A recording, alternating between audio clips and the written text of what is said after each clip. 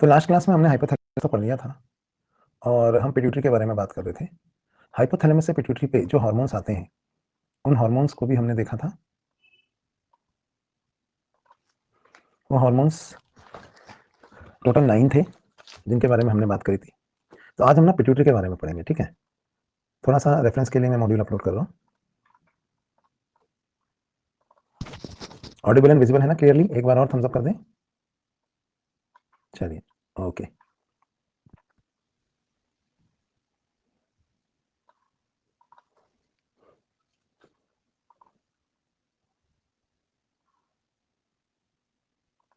देखो ये सारी चीज़ें हम पढ़ चुके थे लास्ट क्लास में।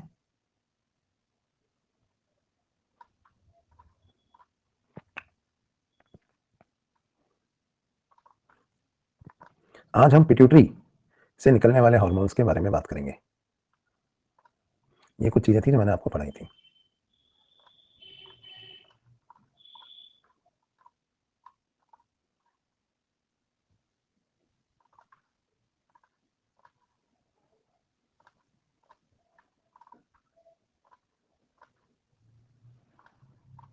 देखो हाइपोथैलेमस की तरह ही जो पिट्यूटरी ग्लैंड है वो भी एक्टोडर्मल इन ऑरिजिन होता है और पिट्यूटरी ग्लैंड में 3 लोब होते हैं। सभी मैमल्स में हम 3 लोब बोलते हैं एनिमल्स में पिट्यूटरी के, लेकिन जहां तक ह्यूमन बींग्स की बात है हम ये कहते हैं कि जो मिडिल वाला लोब है वो एक्चुअली एंटीरियर लोब के साथ ही फ्यूज्ड है। तो ये मैंने आपको पहले भी बताया था।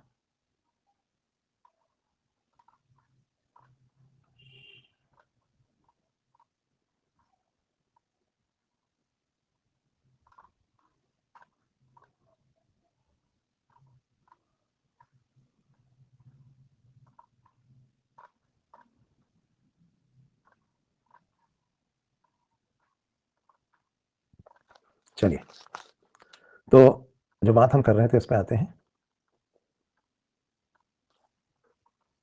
पिट्यूटरी से बहुत सारे हार्मोन्स रिलीज होते हैं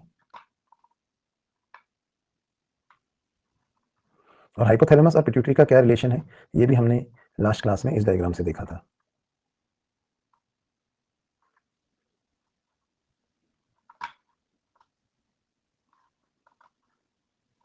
चलिए let's start.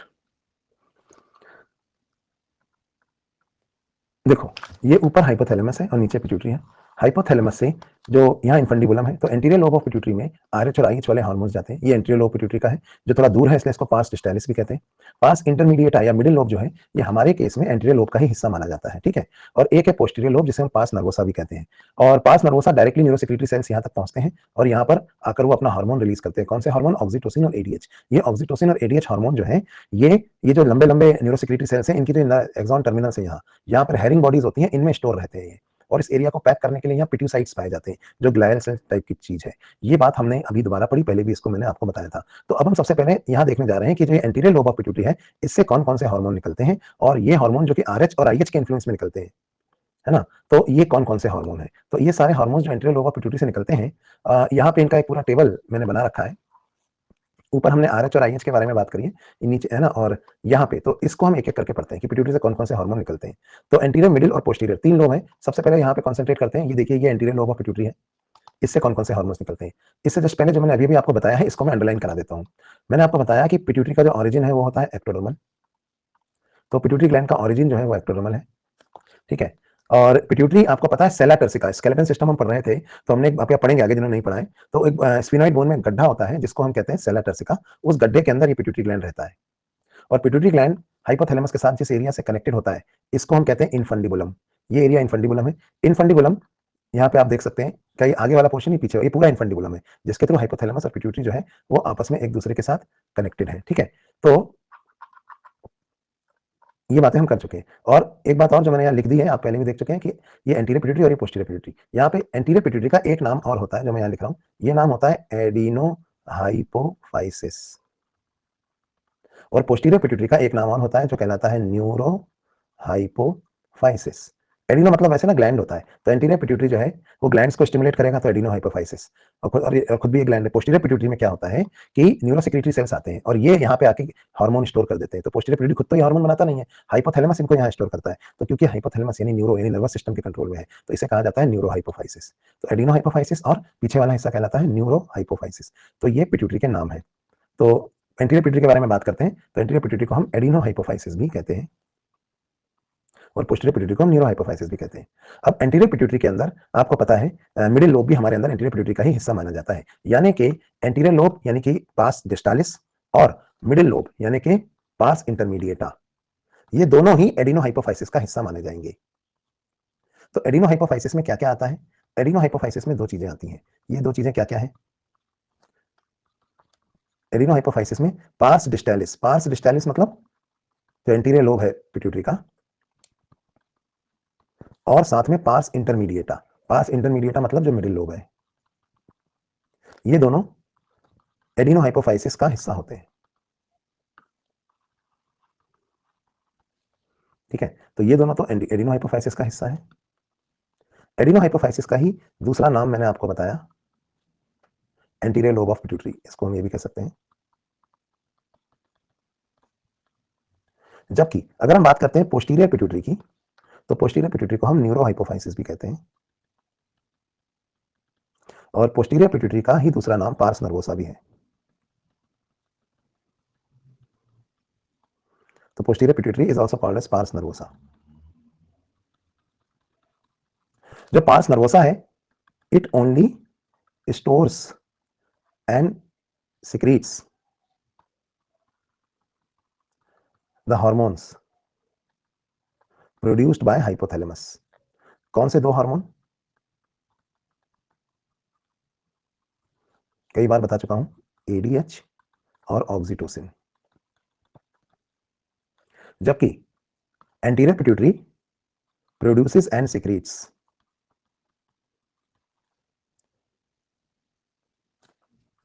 Various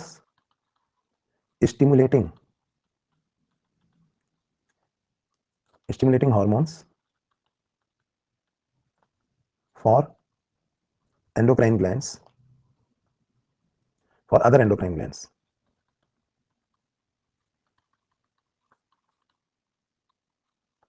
in response to, अच्छा ये क्यों करता है? this happens in response to RH या IH it receives from hypothalamus via portal vein। तो ये ना पोर्टल वेन के वाया काम करता है, जबकि पोस्टीरियर पिट्यूटरी में पोर्टल वेन नहीं आती। It does not receive any RH या IH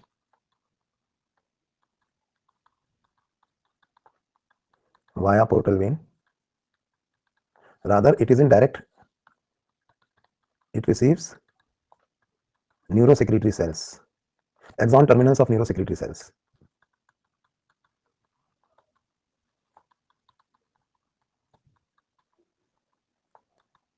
of hypothalamus। हाइपोथैलेमस की न्यूरोसेक्रेटरी सेल्स का एक्सॉन टर्मिनल्स ये रिसीव करती है। डाउट्स हम लास्ट में ले लेंगे, ठीक है। अभी हम पढ़ने के मूड में आ गए तो हम पढ़ लेते हैं पहले, है ना। अभी कंटिन्यूएशन चल रहा है तो मैंने डाउट टैब ऑफ कर दिया है, डाउट्स लास्ट में लेंगे। तो ये हो गया एंटीरियर और पोस्टीरियर पिट्यूटरी के बारे में बात। अब बात करते हैं कौन कौन से हार्मोन एंटीरियर पिट्यूटरी से निकलते हैं और कौन कौन से हार्मोन पोस्टीरियर पिट्यूटरी स्टोर करता है। तो एंटीरियर पिट्यूटरी से तो कई हार्मोन निकलते हैं, ग्रोथ हार्मोन, प्रोलैक्टिन, ठीक है, एड्रीनोकॉर्टिकोट्रोफिक हार्मोन, TSH, ये सब हम एक एक करके पढ़ेंगे अभी कि कौन कौन से हार्मोन निकलते हैं। और क्योंकि मिडिल लोब ऑफ पिट्यूटरी भी इसका ही हिस्सा है तो उसके बारे में भी बात करेंगे। LH, FSH और मिडिल लोब से निकलता है MSH। तो इन हार्मोन्स को हम एक एक करके पढ़ते हैं, ठीक है। तो चलिए स्टार्ट करते हैं। सबसे पहले हम बात करेंगे ग्रोथ हार्मोन की। यहाँ पे एक बात ध्यान रखें कि जो चीजें स्ट्रेट अवे वैसी की वैसी मॉड्यूल में लिखी हैं उनको मैं अंडरलाइन करूंगा और आप सिर्फ अंडरलाइन पार्ट ही नोट्स में लिखेंगे अगर आप नोट्स बना रहे हैं तो। और अगर आप नोट्स नहीं बना रहे हैं तो मॉड्यूल आपके पास है ही सही, है ना। तो उस मॉड्यूल में बस आप वो अंडरलाइन करके उससे काम चल जाएगा। जैसा मैं यहाँ पे बता रहा था कि ये पॉइंट्स मैंने आपको वैसे लिखा दिए कि एडिनो हाइपोफाइसिस में डिस्टालिस होता है और इंटरमीडिएटा होता है, जबकि पोस्टीरियर लोब में पार्स नर्वोसा होता है। इन्फेंटिबुलम और पार्स नर्वोसा ये सब न्यूरो हाइपोफाइसिस का हिस्सा है। हालांकि इन्फेंटिबुलम के आगे वाले हिस्से से पोर्टल वेन जाती है, पर उसको हम पार्स नर्वोसा या न्यूरो हाइपोफाइसिस का हिस्सा मानते हैं। हाइपोफाइसियल पोर्टल वेन के बारे में लिखा है कि हाइपोथैलेमस से ब्लड सप्लाई करती है और पिट्यूटरी को देती है। ये बातें आपको पता है, ठीक है। आगे बढ़ते हैं और सबसे पहले बात करते हैं ग्रोथ हार्मोन के बारे में। तो पहला हार्मोन जो पिट्यूटरी से निकलता है उसका नाम है ग्रोथ हार्मोन। ग्रोथ हार्मोन को हम सोमेटोट्रोफिक हार्मोन भी कहते हैं। तो let us start with the first hormone of anterior pituitary which is growth hormone. Growth hormone के और भी बहुत सारे नाम हैं, आप इसको एसटीएच भी बोल सकते हैं, सोमेटोट्रोफिक हार्मोन। इसका मेन काम है ग्रोथ कराना, ये तो आप समझ ही गए। तो हम किसी भी हार्मोन के बारे में जब पढ़ेंगे ना, तो मेन चीजें क्या पढ़ते हैं हम किसी भी हार्मोन के बारे में? एक तो उसका मेन फंक्शन क्या है, और दूसरा उसका मेटाबॉलिज्म पे क्या असर पड़ता है। और मेटाबॉलिज्म में हम 3-4 चीजों का मेटाबॉलिज्म देखते हैं। क्या है वो चीजें? एक तो कार्बोहाइड्रेट, प्रोटीन, फैट, और चौथी चीज होती है न्यूक्लिक एसिड का भी कभी कभी देखते हैं उसका ब्रेकडाउन वगैरह हो रहा है कि नहीं। पर 3 चीजें तो हैं जो हमारे मेजर कंपोनेंट होते हैं ना फूड के, वो होते हैं कार्बोहाइड्रेट, प्रोटीन और फैट। तो कार्बोहाइड्रेट, प्रोटीन और फैट जो है उनका मेटाबॉलिज्म कैसे होता है, ये हम इसमें देखते हैं, ठीक है। तो कार्बोहाइड्रेट, प्रोटीन और फैट के मेटाबॉलिज्म को अगर हम देखें और मेन हार्मोन का, ग्रोथ हार्मोन का फंक्शन देखें, तो पहले इसके हम फंक्शन की बात करते हैं। तो मेन फंक्शन क्या है इसका, ये हम देखेंगे, और बाद में हम देखेंगे इसका इफेक्ट ऑन मेटाबॉलिज्म। तो let us talk about the main function first. Main function is to cause growth. अब ग्रोथ कैसे कॉज होती है? अच्छा, मेटाबॉलिज्म में 2 चीजें होती है, एनाबॉलिज्म और कैटाबॉलिज्म। एनाबॉलिज्म मतलब जोड़ना बनाना, कैटाबॉलिज्म मतलब तोड़ना, ठीक है। तो ग्रोथ कैसे कॉज करता है भाई? ग्रोथ कॉज करेगा तो सेल डिवीजन को इंक्रीज करेगा, तभी ग्रोथ कॉज होगी ना। तो कैसे ये ग्रोथ करता है? ग्रोथ मतलब प्रमोट सेल डिवीजन। तो सीधी बात है, कॉजिंग ग्रोथ का तरीका एक ही हो सकता है, promote by promoting cell division. और कौन सा सेल डिवीजन ग्रोथ कराता है? आपको पता है, माइटोसिस। तो ये सेल डिवीजन यानी कि माइटोसिस को प्रमोट करता है, number 1 in all body cells. अब बॉडी सेल्स दोस्तों 2 तरह के होते हैं, स्केलेटल और विसरल। स्केलेटल में कौन आते हैं बताइए? स्केलेटल में आता है बोन और कार्टिलेज, विसरल में आते हैं बॉडी के ऑर्गन्स। तो सब में ग्रोथ करवा रहा है। देखिए, स्केलेटल की ग्रोथ करवा रहा है, elongation of bones, growth of muscle and cartilage, है ना। और विसरल की ग्रोथ भी करवा रहा है, जैसे कि लिवर वगैरह इन ऑर्गन्स की। तो जो ग्रोथ ये करवा रहा है, ये ग्रोथ दोनों तरह की ये करवा रहा है। कैसे? कौन कौन सी 2 तरह की ग्रोथ ये करवा रहा है? स्केलेटल ग्रोथ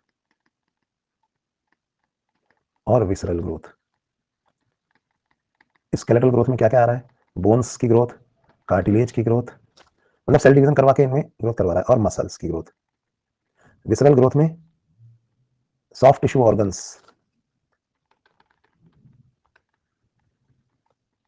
जैसे लिवर एक्सेट्रा, इन सब में ये ग्रोथ करवा रहा है। तो स्केलेटल और हमारे अंदर का सॉफ्ट टिश्यू यानी विसरल दोनों का ग्रोथ ये करवा रहा है। तो ये तो इसका मेन फंक्शन हो गया, बाय प्रमोटिंग सेल डिवीजन, ठीक है। अब दूसरी चीज जो हम पढ़ेंगे, ग्रोथ का इफेक्ट हमने पढ़ लिया है। अगली चीज जो हम पढ़ेंगे वो होता है कि मेटाबॉलिज्म पे इसका क्या इफेक्ट है। तो सेकंड चीज मेन फंक्शन के बाद जो हम पढ़ेंगे वो होगा इफेक्ट ऑन मेटाबॉलिज्म। तो अगर मेटाबॉलिक इफेक्ट देखें, तो मेटाबॉलिज्म में हम जो मेन चीजें लेते हैं वो क्या क्या होती हैं, ये देख लेते हैं। तो मेन चीजें जो मेटाबॉलिज्म में हम लेते हैं वो है कार्बोहाइड्रेट, फैट, प्रोटीन, ठीक है। कार्बोहाइड्रेट, फैट, प्रोटीन, ये मेन 3 चीजें हैं भाई। सेल डिवीजन इंक्रीज कराएगा तो न्यूक्लिक एसिड भी ज्यादा बनेगा, वो बात तो है ही सही। पर कार्बोहाइड्रेट, फैट और प्रोटीन पे इसका क्या असर होता है वो एक एक लेते हैं। पहले शुगर। ब्लड में शुगर होती है, आपको पता है, और डाइजेशन के बाद जो एब्जॉर्प्शन होता है और वो सेल्स तक पहुंचानी होती है। तो कार्बोहाइड्रेट में क्या करता है, ये ब्लड में शुगर का लेवल बढ़ा के रखता है, क्योंकि ये शुगर हमें चाहिए सेल डिवीजन के टाइम सेल्स को, है ना। तो ब्लड में शुगर का लेवल बढ़ा के रखता है, इसलिए इसको डायबिटोजेनिक हार्मोन भी कहते हैं। तो सेल्स जब ब्लड से ग्लूकोज खींच लेंगे तो बताइए क्या होगा? ब्लड में ग्लूकोज लेवल गिर जाएगा ना। तो ये सेल्स को ब्लड से ग्लूकोज नहीं खींचने देता, it decreases the glucose uptake by cells from blood. तो इसकी वजह से बताओ ब्लड ग्लूकोज लेवल पे क्या असर पड़ेगा? इसकी वजह से ब्लड ग्लूकोज लेवल बढ़ जाएगा, और अगर ब्लड में ग्लूकोज लेवल कोई भी हार्मोन बढ़ाता है तो इसे हम कहते हैं डायबिटोजेनिक। तो ग्रोथ हार्मोन दरअसल एक डायबिटोजेनिक हार्मोन है, क्योंकि ये सेल्स को ब्लड में से ग्लूकोज नहीं खींचने देता है और ब्लड में ग्लूकोज का लेवल बढ़ा देता है। अब अगर दोस्तों सेल्स को अगर ग्लूकोज नहीं मिलेगा तो एक प्रॉब्लम हो जाएगी। क्या प्रॉब्लम हो जाएगी? कि सेल्स कहेंगे अब हम ऑक्सीडेशन किसका करें एनर्जी बनाने के लिए? तो ये कहेगा फैट है ना तुम्हारे आसपास, लिपिड का करो। तो ये प्रमोट्स ब्रेकडाउन ऑफ लिपिड, इससे एनर्जी निकालो। ब्रेकडाउन ऑफ लिपिड को हम लाइपोलाइसिस भी कहते हैं। तो ये लिपिड का ब्रेकडाउन करवाता है, ठीक है। अब आपने देखा होगा ग्रोथ अगर ज्यादा हो रही है है ना। ग्रोथ अगर ज्यादा हो रही है, बोन्स लंबी लंबी हो रही हैं और बॉडी में जो लिपिड है उसका ब्रेकडाउन होकर सेल्स एनर्जी ले रहे हैं, तो क्या होगा पता है, ऐसे लोग टॉल तो होंगे, साथ में वो थोड़े स्लिम भी होंगे, टोन वोन भी निकली होगी उनकी, जैसे अमिताभ बच्चन जब वो यंग था, टॉल एंड स्लिम। तो ये लोग ना, इनके टोन वोन नहीं होती, क्योंकि इनके स्किन के नीचे जो फैट जमा होता है उसका ब्रेकडाउन कर रहा होता है सेल्स, और इससे एनर्जी ले रहा होता है, तो इनके ब्लड में ग्लूकोज का लेवल बढ़ा हुआ रहता है, लेकिन इनकी ग्रोथ भी अच्छी होती है, तो ये ब्रेक डाउन करता है लिपिड का। अब प्रोटीन तो सिंथेसाइज करवाने पड़ेंगे ना, क्योंकि नया सेल डिवीजन हो रहा है, तो लाइपोलाइसिस हो रहा है ना। लेकिन प्रोटीन के बारे में अगर हम बात करें, तो प्रोटीन सिंथेसिस तो ये इंक्रीज करवाएगा।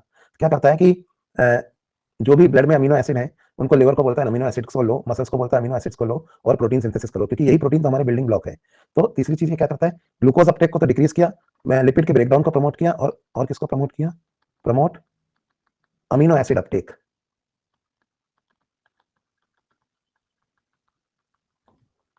Bye liver and muscle cells to synthesize new proteins. तो मोर प्रोटीन सिंथेसाइज करने के लिए ये ऐसा करता है। तो प्रोटीन सिंथेसिस, फैट ब्रेकडाउन और ब्लड ग्लूकोज लेवल इंक्रीज, ये तीन मेन टेक अवे हैं यहां से हमारे। ब्लड ग्लूकोज लेवल इंक्रीज होता है, फैट का ब्रेकडाउन होता है ना, और प्रोटीन का सिंथेसिस होता है। ठीक है, तो प्रोटीन सिंथेसिस, फैट ब्रेकडाउन और ब्लड में ग्लूकोज लेवल को बढ़ा के रखना, ये तीन इसके मेन काम है मेटाबॉलिज्म में। मैं आपको उतना ही पढ़ाऊंगा जितना नीट के लिए जरूरत है, तो नीट के हिसाब से मेन फंक्शन बता दिए और मेटाबॉलिज्म पे इसका इफेक्ट बता दिया। अब हम बात करेंगे कि ग्रोथ हार्मोन की डेफिशिएंसी या एक्सेस में क्या क्या प्रॉब्लम हो जाती है। तो problems related to growth hormone पे आते हैं। डेफिशिएंसी में क्या हो जाता है वो देख लेते हैं, और एक्सेस में क्या हो जाता है वो देख लेते हैं। पहले बात करते हैं एक्सेस ऑफ ग्रोथ हार्मोन्स की। अगर ग्रोथ हार्मोन एक्सेस में हो जाए, अब ग्रोथ हार्मोन अगर ओवर सिक्रीट हो रहा है तो क्या होगा, तो इसके दो इफेक्ट देते हैं, देखते हैं कि बचपन में अगर ओवर सिक्रीट हो रहा है तो क्या होगा, और अगर बड़े होने के बाद भी ओवर सिक्रीट हो रहा है तो क्या होगा। देखो, अगर बचपन में ग्रोथ हार्मोन ओवर सिक्रीट हुआ है तो इसकी वजह से ग्रोथ ज्यादा होगी, तो हाथ पैर सब लंबे लंबे होंगे। ठीक है, हाथ पैर सब लंबे लंबे होंगे, क्योंकि एपिफाइसिस मेन बोन से देर से फ्यूज होंगे, लेकिन सब ना प्रोपोर्शन में इंक्रीज होंगे, मतलब इंटू 1.25 हो जाएगा आदमी या फीमेल, या इंटू 1.5, मतलब लिम्स की proportionate increase in proportionate increment, normal से ज्यादा, डिसप्रोपोर्शनेट नहीं, प्रोपोर्शनेट, मतलब हर चीज लंबी हो रही है बराबर में। ठीक है, प्रोपोर्शनेट इंक्रीज इसे कहते हैं गिगैंटिज्म, मतलब जाइंट साइज का बनेगा बच्चा। अब गिगैंटिज्म क्या होता है, देखो सब कुछ लंबा चौड़ा है, और प्रोपोर्शनेट इंक्रीज है, डिसप्रोपोर्शनेट नहीं है, proportionate over growth of entire body, इसमें स्केलेटन भी आता है और सॉफ्ट टिश्यू भी आती है ना। तो प्रोपोर्शनेट ओवरवेट मतलब समझे, हर चीज ना प्रोपोर्शन में ओवरग्रो हो रही, तो ये जाइंट साइज बॉडी होगी। गिगैंटिज्म मतलब जाइंट साइज बॉडी, इसको हम कहते हैं गिगैंटिज्म। जैसे खली था ना, चाइल्डहुड में ऐसा हुआ, जाइंट साइज बॉडी हो गई, और उसके बाद फिर ग्रोथ हार्मोन अगर एडल्ट में नॉर्मल हो गया तो ठीक है, अब ये बस जाइंट है, जाइंट रहेगा। लेकिन एक प्रॉब्लम है, अगर एडल्ट में भी इसके ग्रोथ हार्मोन का सिक्रीशन चालू रहा, ज्यादा ओवर सिक्रीशन ग्रोथ हार्मोन का चालू रहा, कब, एडल्ट में भी, तो फिर क्या प्रॉब्लम होगी, अगर एडल्ट में भी ग्रोथ हार्मोन का सिक्रीशन ज्यादा चालू रहा, है ना, तो क्या होगा, इसको हम समझते हैं। अब एक एज के बाद क्या होता है, एक एज के बाद क्या होता है कि बोन के एपिफाइसिस मेन बोन से फ्यूज हो जाते हैं, लॉन्ग बोन्स की लंबाई जो है बढ़ना बंद हो जाती है। लेकिन अगर अभी भी आपने एपिफाइसिस मेन बोन से फ्यूज कर दी तो लंबाई नहीं बढ़ सकती, पर अभी भी यहाँ ग्रोथ हो रही है तो बोन ऐसे बेंड होने लगेगी। समझ में आ रही है बात। तो उसकी वजह से क्या होगा कि जिन बोन्स के एपिफाइसिस मेन बोन से फ्यूज हो गए पर उनमें अभी भी ग्रोथ हो रही है, तो उसकी वजह से बोन्स बेंड होने लगेंगी, और कुछ बोन्स में डिसप्रोपोर्शनेट ओवरग्रोथ होने लगेगी, इसे कहते हैं एक्रोमेगली। अब खली आजकल एक्रोमेगली का शिकार हो गया है, या तो एडल्ट में ग्रोथ हार्मोन इंक्रीज हुआ, चाइल्डहुड में नॉर्मल था और बाद में एडल्ट में इंक्रीज हो गया, या फिर क्या हुआ, या फिर क्या हुआ कि एडल्ट में भी ज्यादा था और नॉर्मल चाइल्ड में भी ज्यादा था, और एडल्ट में भी अभी भी कंटिन्यूस ज्यादा है, तो डिस्प्रोपोर्शनेट ग्रोथ होने लगती है फिर बोन्स के अंदर।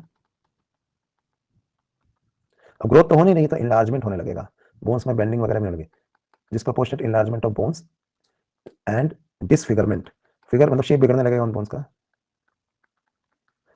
स्पेशली फेशियल बोन्स, खासतौर पर जो फेशियल बोन्स हैं उनमें ये प्रॉब्लम आएगी। और फिर है ना, बॉडी में मेटाबॉलिज्म भी तेज रहेगा ना, तो इनसे इनकी डेथ भी जल्दी हो जाती है फिर, क्योंकि हर चीज इनके अंदर तेज चल रही है, तो इसको हम कहते हैं एक्रोमेगली। तो हाइपर सिक्रेशन के बारे में देखिए यहाँ क्या लिखा हुआ है, ग्रोथ हार्मोन अगर चाइल्डहुड में ज्यादा हाइपर सिक्रेट होता है तो गिगैंटिज्म होता है, और अगर एडल्ट में ज्यादा सिक्रेट हो रहा है इसकी ऐसे डिसफिगरमेंट हो रहा है, एक्सेस एनलार्जमेंट हो रहा है फोर्स की बोन का, वर्टिब्रल कॉलम का, इसे हम कहते हैं acromegaly, leading to severe complications and premature death. यही पढ़ा रहा था मैं अभी।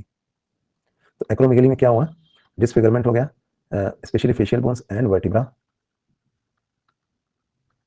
है ना, और it may also lead to complications and premature death.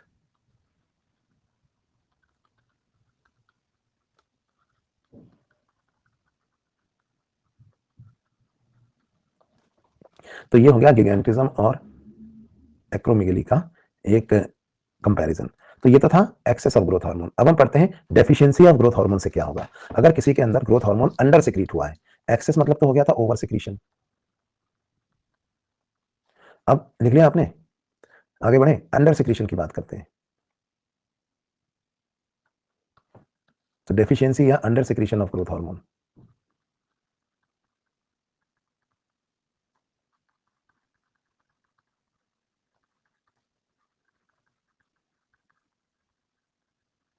इसमें भी हम दो चीजें लेंगे, चाइल्डहुड में क्या होगा और एडल्ट में क्या होगा। अगर बचपन में डेफिशिएंसी हुई ग्रोथ हार्मोन की तो क्या होगा, और अगर बाद में हुई, बाद में यानी कि कब, एडल्ट में हुई, तो क्या होगा। अगर बचपन में डेफिशिएंसी हो गई ना, तो रिटार्डेड ग्रोथ होगी। तो इससे क्या होगा, ग्रोथ जो है वो रिटार्ड हो जाएगी। रिटार्डेड ग्रोथ से आप मतलब समझे, हाइट वगैरह कम रह जाएगी इसकी। ड्वार्फिज्म कहते हैं इसको हम। ड्वार्फिज्म को ही हम एटिलियोसिस भी कहते हैं। तो retarded growth will cause dwarfism. जो सर्कस में बौने वगैरह होते हैं ना, इनको, लेकिन याद रखिए सिर्फ फिजिकल ग्रोथ रिटार्ड हुई है, मेंटल ग्रोथ नहीं रिटार्ड हुई है। तो ऐसा नहीं होता कि इनको दिमाग कम होता है, इनको दिमाग नॉर्मल होता है इन दोनों को, लेकिन इनकी हाइट कम होती है ना। तो इनको हम ये बोने हाइट में कम है, बाकी ये बिल्कुल नॉर्मल है, बाकी इनको कोई दिक्कत नहीं है। लेकिन एडल्ट में तो ग्रोथ हो चुकी, हाइट वेट, है ना, जितना आना था हाइट वेट वो आ गया। तो ये क्लाउन, सर्कस के क्लाउन से मिडगेट्स होते हैं ना, वो है ये बोने। पर एडल्ट में तो हाइट बढ़ गई ना। अब एडल्ट में क्या होगा, तो एडल्ट में जो डेफिशिएंसी होती है तो मेटाबॉलिक इफेक्ट्स आते हैं उसके। मेटाबॉलिक इफेक्ट क्या आएंगे बोलो, एडल्ट में अगर ग्रोथ हार्मोन की कमी है तो ब्लड ग्लूकोज लेवल गिरेगा, है ना। दूसरा, लाइपोलाइसिस कम होगा, तो तोंद वगैरह, फैट डिपोजिशन होने लगेगा बॉडी में, और प्रोटीन सिंथेसिस जो है वो भी कम होगा।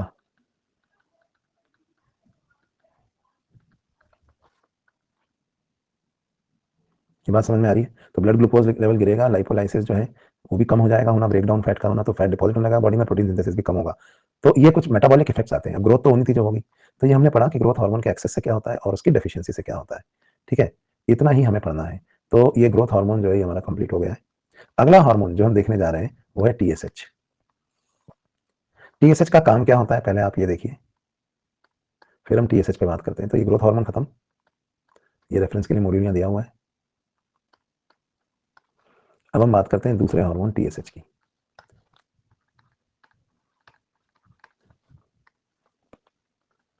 ठीक है, अभी तो टीएसएच है जिसको हमने थायराइड स्टिमुलेटिंग हार्मोन भी बोला। पूरा लिख देता हूं मैं,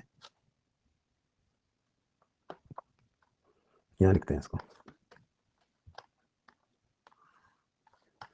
ये किसके रिस्पॉन्स में सिक्रीट होता है कम या ज्यादा,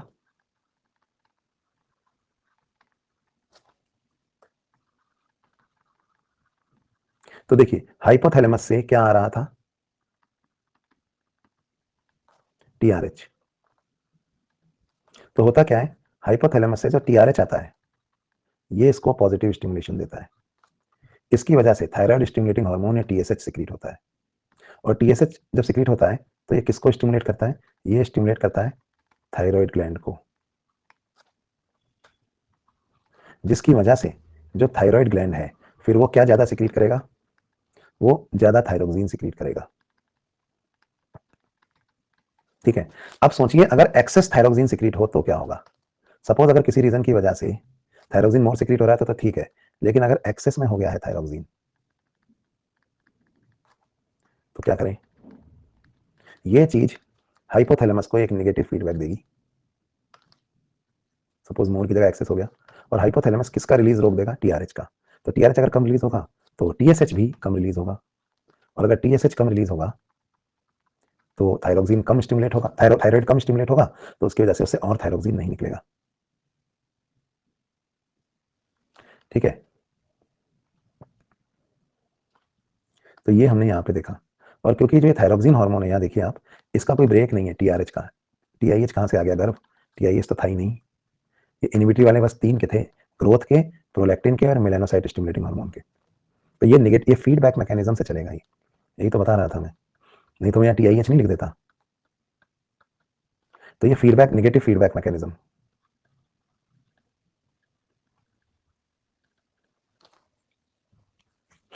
लो थायरोक्सिन होगा तो टीआरएच का रिलीज बढ़ा दिया जाएगा, है ना, इस तरह से चलता है। तो ये हो गया टीएसएच। दूसरे वाले हार्मोन टीएसएच के बारे में ज्यादा कुछ नहीं पढ़ना है हमें। तीसरा हार्मोन जो हम यहाँ पढ़ेंगे वो है एड्रेनोकॉर्टिकोट्रोपिक हार्मोन एसीटीएच। तो यही इसके नीचे हम अगले पिट्यूटरी हार्मोन एसीटीएच के बारे में बात कर रहे हैं।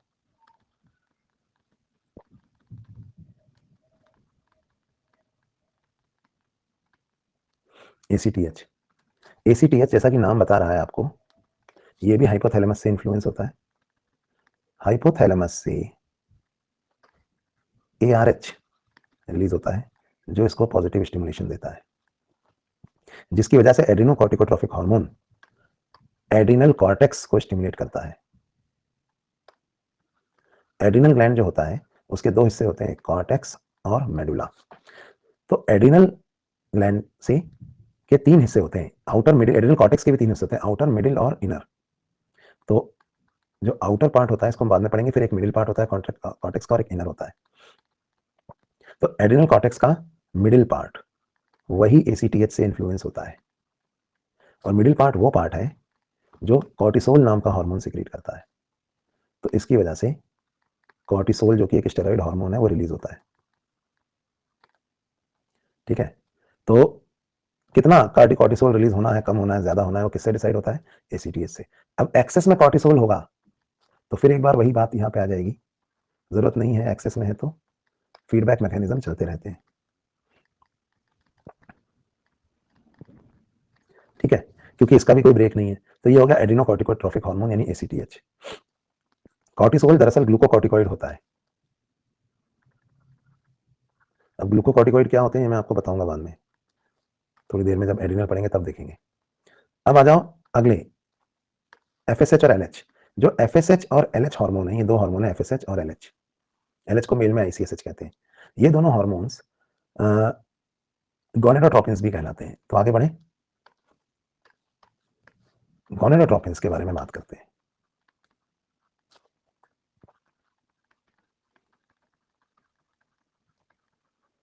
गोनेडोट्रोपिन हार्मोन्स 2 हैं, कौन कौन से? एफएसएच और एलएच।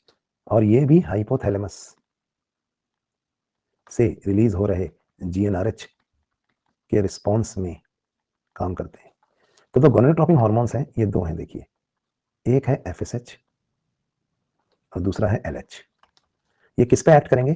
गोनेडोट्रोपिन हार्मोन इसलिए बोला इनको because they act on gonads. अब गोनाड्स भी तो 2 हो सकते हैं, टेस्टीज तो मेल में और ओवेरी फीमेल में। तो इसको ना, जैसे हम एफएसएच को भी पढ़ेंगे ना तो 2 पार्ट्स में पढ़ेंगे, मेल में क्या करता है और फीमेल में क्या करता है। और एलएच को भी पढ़ेंगे तो 2 पार्ट में पढ़ेंगे कि मेल में क्या करता है और फीमेल में क्या करता है। चलिए पहले बात करते हैं एफएसएच की।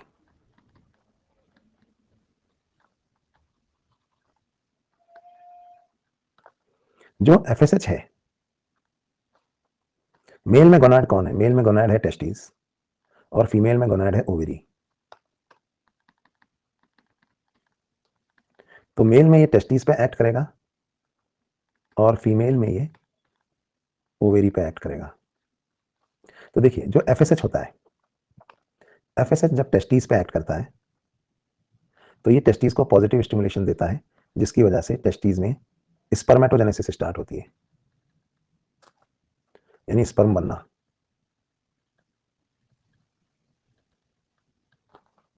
ठीक है, ये स्पर्मेटोजेनेसिस स्टार्ट करता है। जबकि फीमेल में जब एफएसएच रिलीज होता है तो ये ओवेरी को स्टिमुलेट करता है। इसकी वजह से फीमेल के अंदर फॉलिकल डेवलप होने लगती है, ओवेरियन फॉलिकल, जिसमें कि गैमीट रखा हुआ होता है, ओवम। और साथ ही ये एफएसएच जो ओवेरियन फॉलिकल डेवलप हो जाती है, उस ओवेरियन फॉलिकल पे भी गिरता है, उसे पॉजिटिव स्टिमुलेशन देता है, जिसकी वजह से उससे फिर रिलीज होता है हार्मोन ईस्ट्रोजन।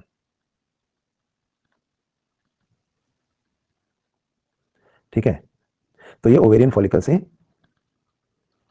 जो डेवलप हो जाती है तो उसे ग्राफियन फॉलिकल कहते हैं, उससे ईस्ट्रोजन रिलीज करवाता है। ठीक है, अब एलएच की बात करें तो एलएच को ना मेल में आईसीएसएच भी कहा जाता है। एलएच जब टेस्टिस पे गिरता है तो इट इज कॉल्ड एज आईसीएसएच। क्यों? क्योंकि टेस्टिस में सेल्स होते हैं, इंटरस्टिशियल सेल्स। तो एलएच के रिसेप्टर ना इंटरस्टिशियल सेल्स पे होते हैं, या लीडिक सेल्स। तो एलएच जो है वो इंटरस्टिशियल सेल या लीडिक सेल्स को पॉजिटिव स्टिमुलेशन देता है, जिसकी वजह से लीडिक सेल से क्या रिलीज होता है? टेस्टोस्टेरोन। तो ये टेस्टोस्टेरोन रिलीज करता है। अच्छा, एलएच जो है वो फीमेल पे भी गिरता है। फीमेल की ओवेरी पर जब एलएच गिरता है तो इसकी वजह से ओव्यूलेशन होता है by rupture of Graafian follicle. तो ग्राफियन फॉलिकल ओवेरी में एक चीज होती है, वो रप्चर हो जाती है, यही इसमें एग रखा होता है, इससे एग निकल के बाहर चला जाता है। और अब एलएच ग्राफियन फॉलिकल फूटने के बाद क्या बनती है? Corpus luteum. तो उस कॉर्पस ल्यूटियम को मेंटेन रखता है और उससे क्या रिलीज करवाता है? प्रोजेस्टेरॉन। तो ये गोनेडोट्रोपिन हार्मोन्स के रोल होते हैं मेल में और फीमेल में।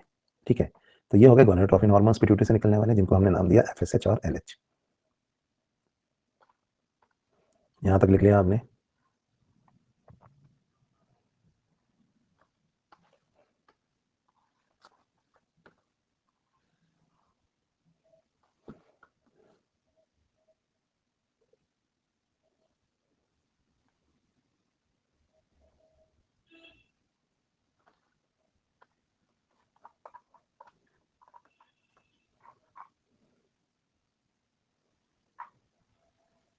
ठीक। साहिल कह रहा है सर ये चैप्टर बहुत डिफिकल्ट लग रहा है, सबसे इजी चैप्टर है। क्या कर रहा है साहिल भाई?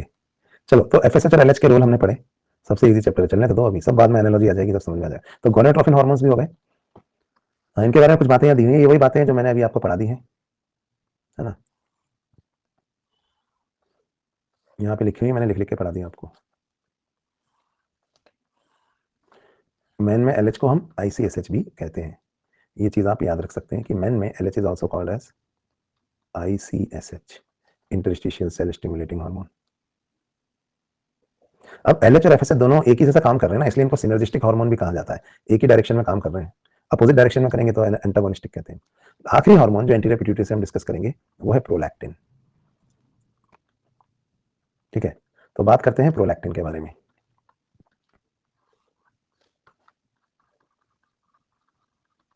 प्रोलैक्टिन हार्मोन भी हाइपोथैलेमस के इन्फ्लुएंस में रिलीज होता है।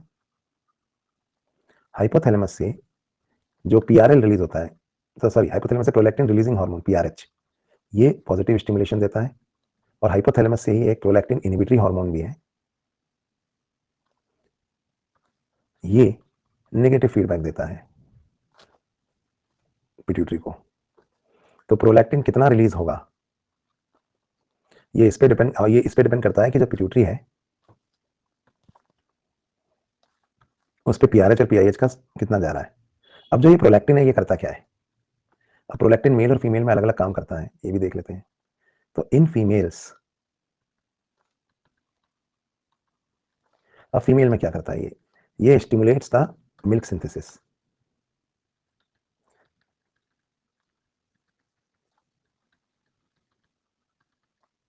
ड्यूरिंग या at the end of pregnancy, ताकि बच्चे को बाद में ब्रेस्ट फीड कराया जा सके। तो ये है प्रोलैक्टिन का काम, इसको हम कहते हैं लैक्टेशन। ठीक है, तो बेसिकली मिल्क का बनना, लैक्टेशन जो है ब्रेस्ट में जो होता है,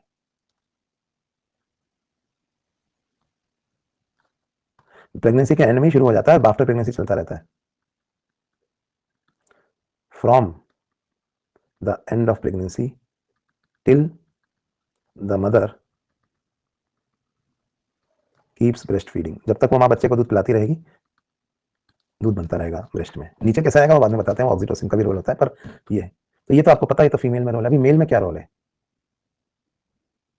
मेल में ये डेवलप्स अफेक्शन, ममता जैसा बाप था, तो it develops affection in male towards family, ये फैमिली वाली फीलिंग डेवलप करता है।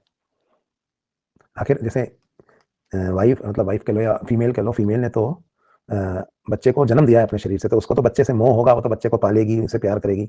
बाप को क्यों मोह हो रहा है बच्चे से? तो उसका रीजन ये है कि बेचारा बाप जो है दिन भर कमाने जा रहा है, दिन भर मेहनत करता है, कमा के लाता है, और उसमें से जितना कमा के लाता है उसमें से ज्यादातर पैसा अपने बीवी बच्चों पे खर्च करता है, खुद पे नहीं। ऐसा क्यों? है ना, क्योंकि उसको एक अफेक्शन डेवलप हो जाता है अपनी फैमिली की तरफ से। तो इसमें ऑक्सीटोसिन भी रिस्पॉन्सिबल है और प्रोलैक्टिन भी। तो प्रोलैक्टिन इसके लिए रिस्पॉन्सिबल होता है मेल में, एक फैमिली वाली फीलिंग डेवलप होती है। अब जैसे मान लीजिए घर में पिताजी बहुत ज़्यादा बड़बड़ कर रहे हैं और आज आपकी बेल्ट से सुताई भी हो गई है और आप दोबारा पिटने वाले हो, या आपका रिजल्ट आया है और आप रिपोर्ट कार्ड लेके घर जा रहे हो, फेल हो गए, तो भगवान से दुआ करते हैं, भगवान इनके प्रोलैक्टिन का लेवल बढ़ा दो आज, नहीं तो आज बहुत सताई होगी।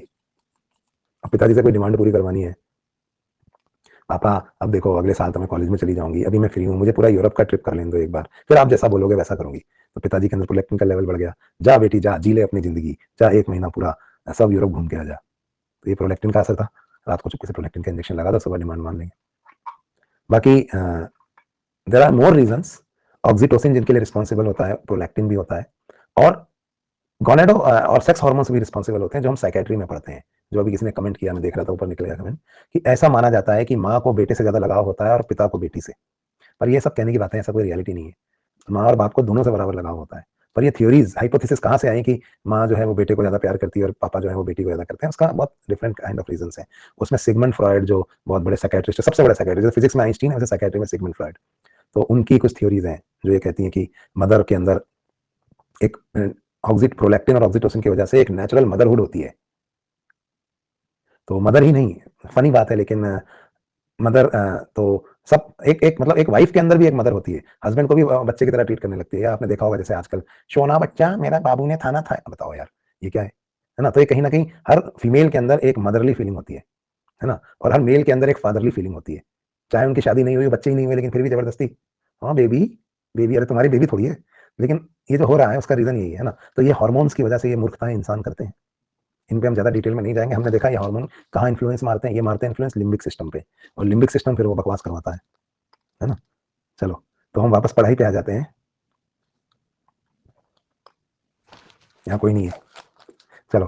तो डराओ मत यार, एड्रेनलिन रिलीज होने लगेगा, फियर। तो ये हमने यहाँ पे बात करी कि किस तरह से ये प्रोलैक्टिन वर्क करता है, ठीक है। तो मेल और फीमेल में इसका भी रोल हो गया पूरा। अब आते हैं हम मिडिल लोब पे। तो anterior lobe of pituitary finish हो गया है। अब बात करेंगे हम यहाँ पे मिडिल लोब ऑफ पिट्यूटरी से।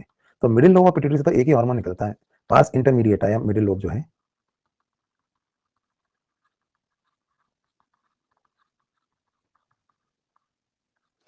इससे एक ही हार्मोन रिलीज होता है, और ये हार्मोन है melanocyte stimulating hormone, MSH.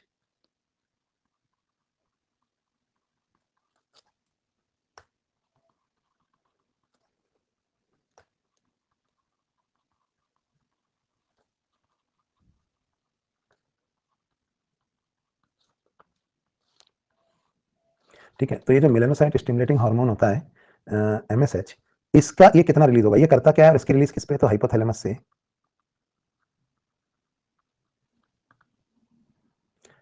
Melanocyte releasing hormone और मेलानोसाइट इनहिबिटरी हार्मोन, एमआरएच और एमआईएच, ये दोनों पॉजिटिव और नेगेटिव इफेक्ट डालते हैं मिडिल लोब पे, जिसकी वजह से melanocyte releasing stimulating hormone MSH से रिलीज होता है। इस हार्मोन का ह्यूमन बींग्स में तो ज्यादा रोल नहीं देखा गया है, लेकिन ये माना जाता है कि ये मेलानोसाइट्स को स्टिमुलेट करता है। मेलानोसाइट्स वो सेल्स होते हैं जो मेलानिन सिंथेसिस करवाते हैं। तो बाकी वर्टिब्रेट्स में ये कलरेशन या मेलानिन डिपोजिशन के लिए रिस्पॉन्सिबल होता है।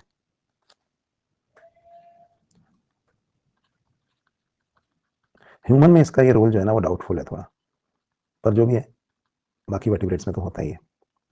ठीक है। तो कलर डार्क एक तरह से करने के लिए, क्योंकि अल्ट्रावायलेट रेडिएशन पड़ेंगी तो मेलानिन जो है वो प्रोटेक्शन देगा। चलिए, तो ये तो हो गया एमएसएच का, तो ये मिडिल लोब से रिलीज होता है और इसमें इसका कोई फंक्शन नहीं है। एमएसएच के कुछ नाम और हैं जो मैं यहाँ बता देता हूँ। एक नाम है इंटरमीडियन। अब अगर ये एमएसएच जो है ये एक तरह से डार्क करने वाला हार्मोन है, तो इसको कंट्रोल करने के लिए इसका एक एंटागोनिस्टिक हार्मोन भी होता है, पर उस हार्मोन के बारे में हम बाद में बात करेंगे। वो पीनियल बॉडी से रिलीज होता है। तो मेलानोसाइट्स कलर चेंज के लिए रिस्पॉन्सिबल होता है वर्टिब्रेट्स में। कलर चेंजिंग को मेटाक्रोसिस कहते हैं। जब हम पीनियल बॉडी के बारे में पढ़ेंगे तो वहां पे एक हार्मोन के बारे में पढ़ेंगे, मेलेटोनिन, जो इसका उल्टा करता है, मेलानिन डिपोजिशन को कम करता है स्किन में। तो इसके बारे में हम बाद में बात करेंगे। तो एक काला बनाने वाला हार्मोन हो गया, एक गोरा बनाने वाला, तो ये हम बाद में पढ़ेंगे। ठीक है, तो मिडिल लोब खत्म हो गया, मिडिल लोब में और कुछ नहीं है। अब आ जाओ पोस्टीरियर लोब, पार्स नर्वोसा या पोस्टीरियर पिट्यूटरी। जो पोस्टीरियर पिट्यूटरी है,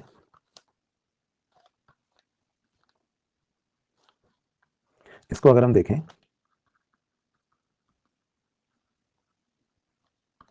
तो हाइपोथैलेमस से कुछ हार्मोन्स सिक्रीट होते हैं जो पोस्टीरियर पिट्यूटरी में आके स्टोर हो जाते हैं। ये दो हार्मोन है, सिक्रीट कहाँ हुए थे? हाइपोथैलेमस से। स्टोर कहाँ हुए? पोस्टीरियर पिट्यूटरी में। ये दो हार्मोन होते हैं एंटी डायूरेटिक हार्मोन एडीएच, और दूसरा होता है oxytocin. Anti diuretic hormone ADH के बारे में हम लोग एक्सक्रीटरी सिस्टम में पढ़ चुके हैं। क्या पढ़ा था हमने? It increases reabsorption of water in blood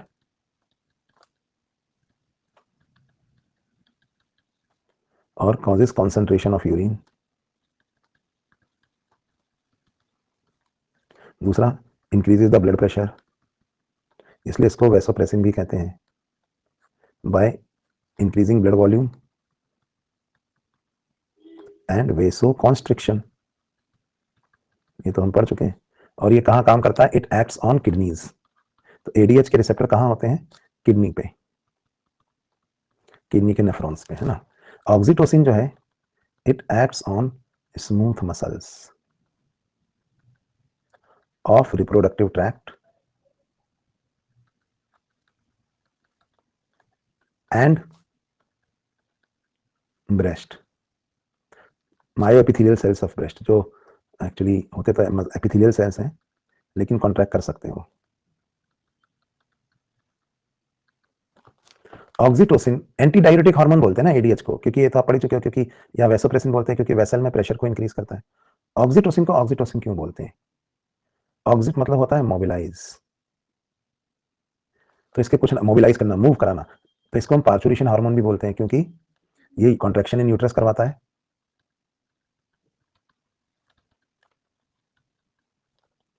for parturition, तो इसको हम पार्चुरेशन हार्मोन भी बोलते हैं। दूसरा, मायोएपिथेलियल सेल्स में कॉन्ट्रैक्शन कराता है तो मिल्क नीचे उतरता है पार्चुरेशन के समय। उसी टाइम पे या बाद में भी जब बच्चा निपल को सक करता है तो मदर में इमोशंस जाते हैं, तो जो ब्रेस्ट होती है उसके मायोएपिथेलियल सेल्स में कॉन्ट्रैक्शन से जो मिल्क बना हुआ है ब्रेस्ट में, प्रोलैक्टिन ने तो मिल्क बनाया, पर उस ब्रेस्ट को नीचे कौन उतारेगा? निपल तक, तो मिल्क लेट डाउन हार्मोन भी कहते हैं इसलिए इसको। तो पार्चुरेशन हार्मोन है ये। पार्चुरेशन हार्मोन के अलावा ये मिल्क लेट डाउन हार्मोन भी है, और इसके अलावा इसको हम लव हार्मोन भी बोलते हैं, क्योंकि कोपुलेशन के बाद फीमेल में स्मूथ मसल्स में कॉन्ट्रैक्शन हो रहे हैं, या मेल में इजैकुलेशन के समय जो प्रोस्टेटिक एरिया में कॉन्ट्रैक्शंस हो रहे हैं इन रिप्रोडक्टिव ट्रैक्ट, उसके लिए यही रिस्पॉन्सिबल होता है। तो ये इसके अलग अलग नाम हो गए, milk let down hormone, parturition hormone, क्योंकि ये मोबिलाइज कर रहा है। क्या क्या मोबिलाइज कर रहा है? बच्चे को नीचे धकेल रहा है, मिल्क को बाहर निकाल रहा है, और वेजाइना में अगर सीमन रिलीज हुआ है तो सीमन को ऊपर की तरफ सक करवा रहा है by contraction in the fallopian tube and vagina, और इजैकुलेशन के समय प्रोस्टेटिक एरिया में कॉन्ट्रैक्शन करवा रहा है ताकि सीमन बाहर इजैकुलेट हो विद फोर्स। तो ये parturition hormone, milk let down hormone mobilize कर रहा है ये गैमीट्स को, आगे बढ़ो, है ना, तो या गैमीट्स को या बच्चे को या मिल्क को, तो ऑक्सिट मतलब मोबिलाइज करना, तो इसलिए इसके तीन नाम है। ठीक है, तो हमने एडीएच पढ़ा और हमने ऑक्सीटोसिन भी पढ़ दिया। तो ये हमने ना पिट्यूटरी ग्लैंड पूरा खत्म कर लिया है। पोस्टीरियर पिट्यूटरी से जो हार्मोन बनते हैं मैंने आपको पहले ही बता दिया है, दोबारा यहाँ नहीं लिखूंगा, कि वो हार्मोन एक्सॉन टर्मिनल्स की हेरिंग बॉडी में स्टोर रहते हैं और पिट्यूसाइट्स वहाँ पैकिंग करते हैं, ये हम पहले लिख चुके हैं, तो ये बातें यहाँ दी हुई हैं। बाकी ये पॉइंट आपको पढ़ने की जरूरत नहीं है कि हाइपोथैलेमस में वो सुप्रा ऑप्टिक न्यूक्लिया या पैरावेंट्रिकुलर न्यूक्लिया इसको सिंथेसाइज करता है, हाइपोथैलेमस का पूछेगा। तो हेरिंग बॉडीज क्या होती है मैंने बता दिया है आपको, और पिट्यूसाइट्स क्या होते हैं ये भी ये पहले बता दिया है मैंने आपको लास्ट क्लास में।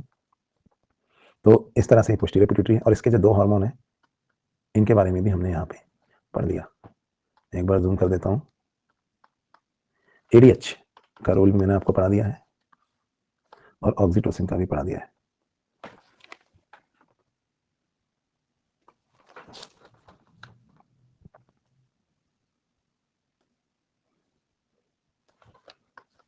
एडीएच मेनली एक्ट करता है किडनी पे और स्टिमुलेट्स रीअब्जॉर्प्शन ऑफ वाटर, बताया मैंने आपको, इन इलेक्ट्रोलाइट्स, इसको एंटीडायरेटिक हार्मोन कहते हैं। और किन जानवरों में जिन्हें वाटर कंजर्वेशन ज़्यादा चाहिए उनके अंदर एडीएच ज़्यादा एक्टिव होगा। एडीएच की कमी से डायबिटीज इंसाइटिस होता है, लो बीपी हो सकता है, ये सब हम पढ़ चुके हैं ना। और डायूरेटिक्स क्या होते हैं ये सब भी मैंने आपको पढ़ा दिया था। तो एक्सक्रीटरी सिस्टम हो गया ना अपना, तो हमको सब पता है। जिनका नहीं हुआ है उनको ये सारी बातें मैं एक्सक्रीटरी सिस्टम में पढ़ाऊंगा। अभी आप इसको अगर नहीं समझ पा रहे हैं तो कोई बात नहीं। दूसरी बात है ऑक्सीटोसिन या पिटोसिन, ये मेन पार्चुरेशन हार्मोन है। ये स्टिमुलेट करता है फास्ट या rapid contractions and expansions of non striated muscles of uterine wall, है ना। तो इसकी वजह से लेबर पेन होता है। इसके अलावा also initiate contraction in the uterine muscle during copulation, जिसकी वजह से सीमन तेजी से फेलोपियन ट्यूब तक जाएगा। और also contracts the myoepithelial tissues present in the memory glands, ताकि मिल्क इजेक्शन में हेल्प करता है, इसलिए इसको मिल्क लेट डाउन हार्मोन भी कहा जाता है। इमोशन से रिलेटेड है यह हार्मोन फीमेल में। बच्चे का रोना सुन के भी माँ के अंदर जो है मिल्क सिक्रीट होने लगता है ना। तो इमोशंस, तो ये लोग रो रहे हैं यूट्यूब पे रो रहे हैं और आप लोग इमोशनल हो रहे हो, इसमें ऑक्सीटोसिन नहीं सिक्रीट हो रहा है। और बेशरम टीचर यूट्यूब पे रो रहे हैं और इमोशंस, रो, ऑक्सीटोसिन, कुछ भी चल रहा है ना, वो नहीं है। अरे पैसे के लिए बिक जाओ और बाद में कदर रेवोल्यूशन ला रहे हैं, मस्त। कैसे लोग इतना झूठ बोल सकते हैं, टीचर्स कहलाते हैं, पता नहीं यार। सच बोलो ना, पैसा चाहिए इसलिए गए, क्या दिक्कत है? अच्छा पढ़ाते हो तो पैसे के लिए पढ़ा रहे हो। चलो एनीवेज, तो आगे बढ़ते हैं।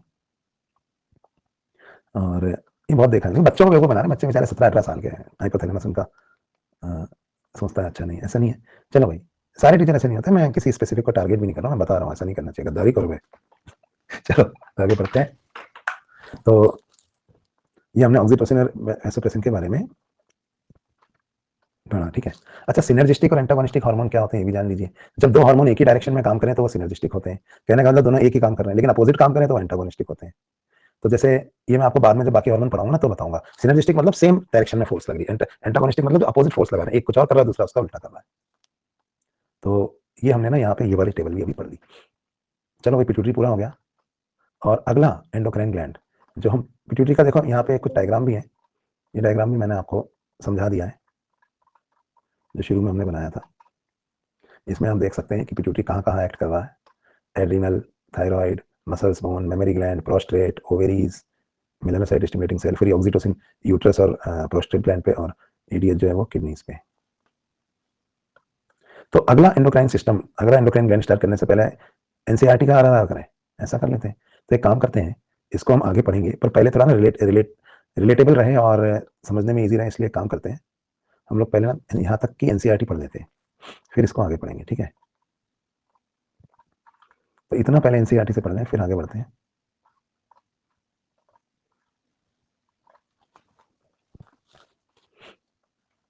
कुछ पढ़ा था हमने एनसीईआरटी से एंडोक्राइन में कि कुछ नहीं पढ़ा था अभी तक? कुछ भी नहीं पढ़ा ना, शुरू से ही पढ़नी है फिर तो। चलो फिर थोड़ा सा एनसीईआरटी पढ़ते हैं अभी। तो आप लोगों ने नर्वस सिस्टम में ऑलरेडी पढ़ा हुआ है, you have already learned in nervous system that it provides a point two point rapid contraction among organs. लेकिन न्यूरल कोऑर्डिनेशन जो होता है वो फास्ट और शॉर्ट लिव्ड होता है, क्योंकि नर्व फाइबर सभी सेल्स तक तो पहुंचते नहीं है, ठीक है। और सेलुलर फंक्शंस को कंटिन्यूअसली रेगुलेट करना होता है, इसलिए एक स्पेशल काइंड ऑफ कोऑर्डिनेशन और इंटीग्रेशन चाहिए हमें। ये फंक्शन ना हार्मोन्स कैरी आउट करते हैं। तो न्यूरल और हार्मोन एंडोक्राइन सिस्टम, न्यूरल और एंडोक्राइन सिस्टम मिलकर कोऑर्डिनेट और रेगुलेट करते हैं बॉडी के सभी फिजियोलॉजिकल फंक्शंस को, ठीक है। तो सबसे पहले बात करते हैं एंडोक्राइन ग्लैंड्स की। एंडोक्राइन ग्लैंड्स की खास बात यह होती है कि इनमें डक्ट नहीं होता, ये डक्टलेस ग्लैंड्स होते हैं, ठीक है। और इनके सिक्रीशंस को हम हार्मोन कहते हैं। एक हार्मोन की क्लासिकल डेफिनेशन क्या है? एक ऐसा केमिकल जो एंडोक्राइन ग्लैंड प्रोड्यूस करते हैं, ब्लड में रिलीज होता है और ट्रांसपोर्ट किया जाता है डिस्टेंटली लोकेटेड टारगेट ऑर्गन को, जो कहीं और लोकेटेड है, जिसका एक, है ना, डिस्टेंटली लोकेटेड ऑर्गन। तो ये तो होगी इसकी क्लासिकल डेफिनेशन।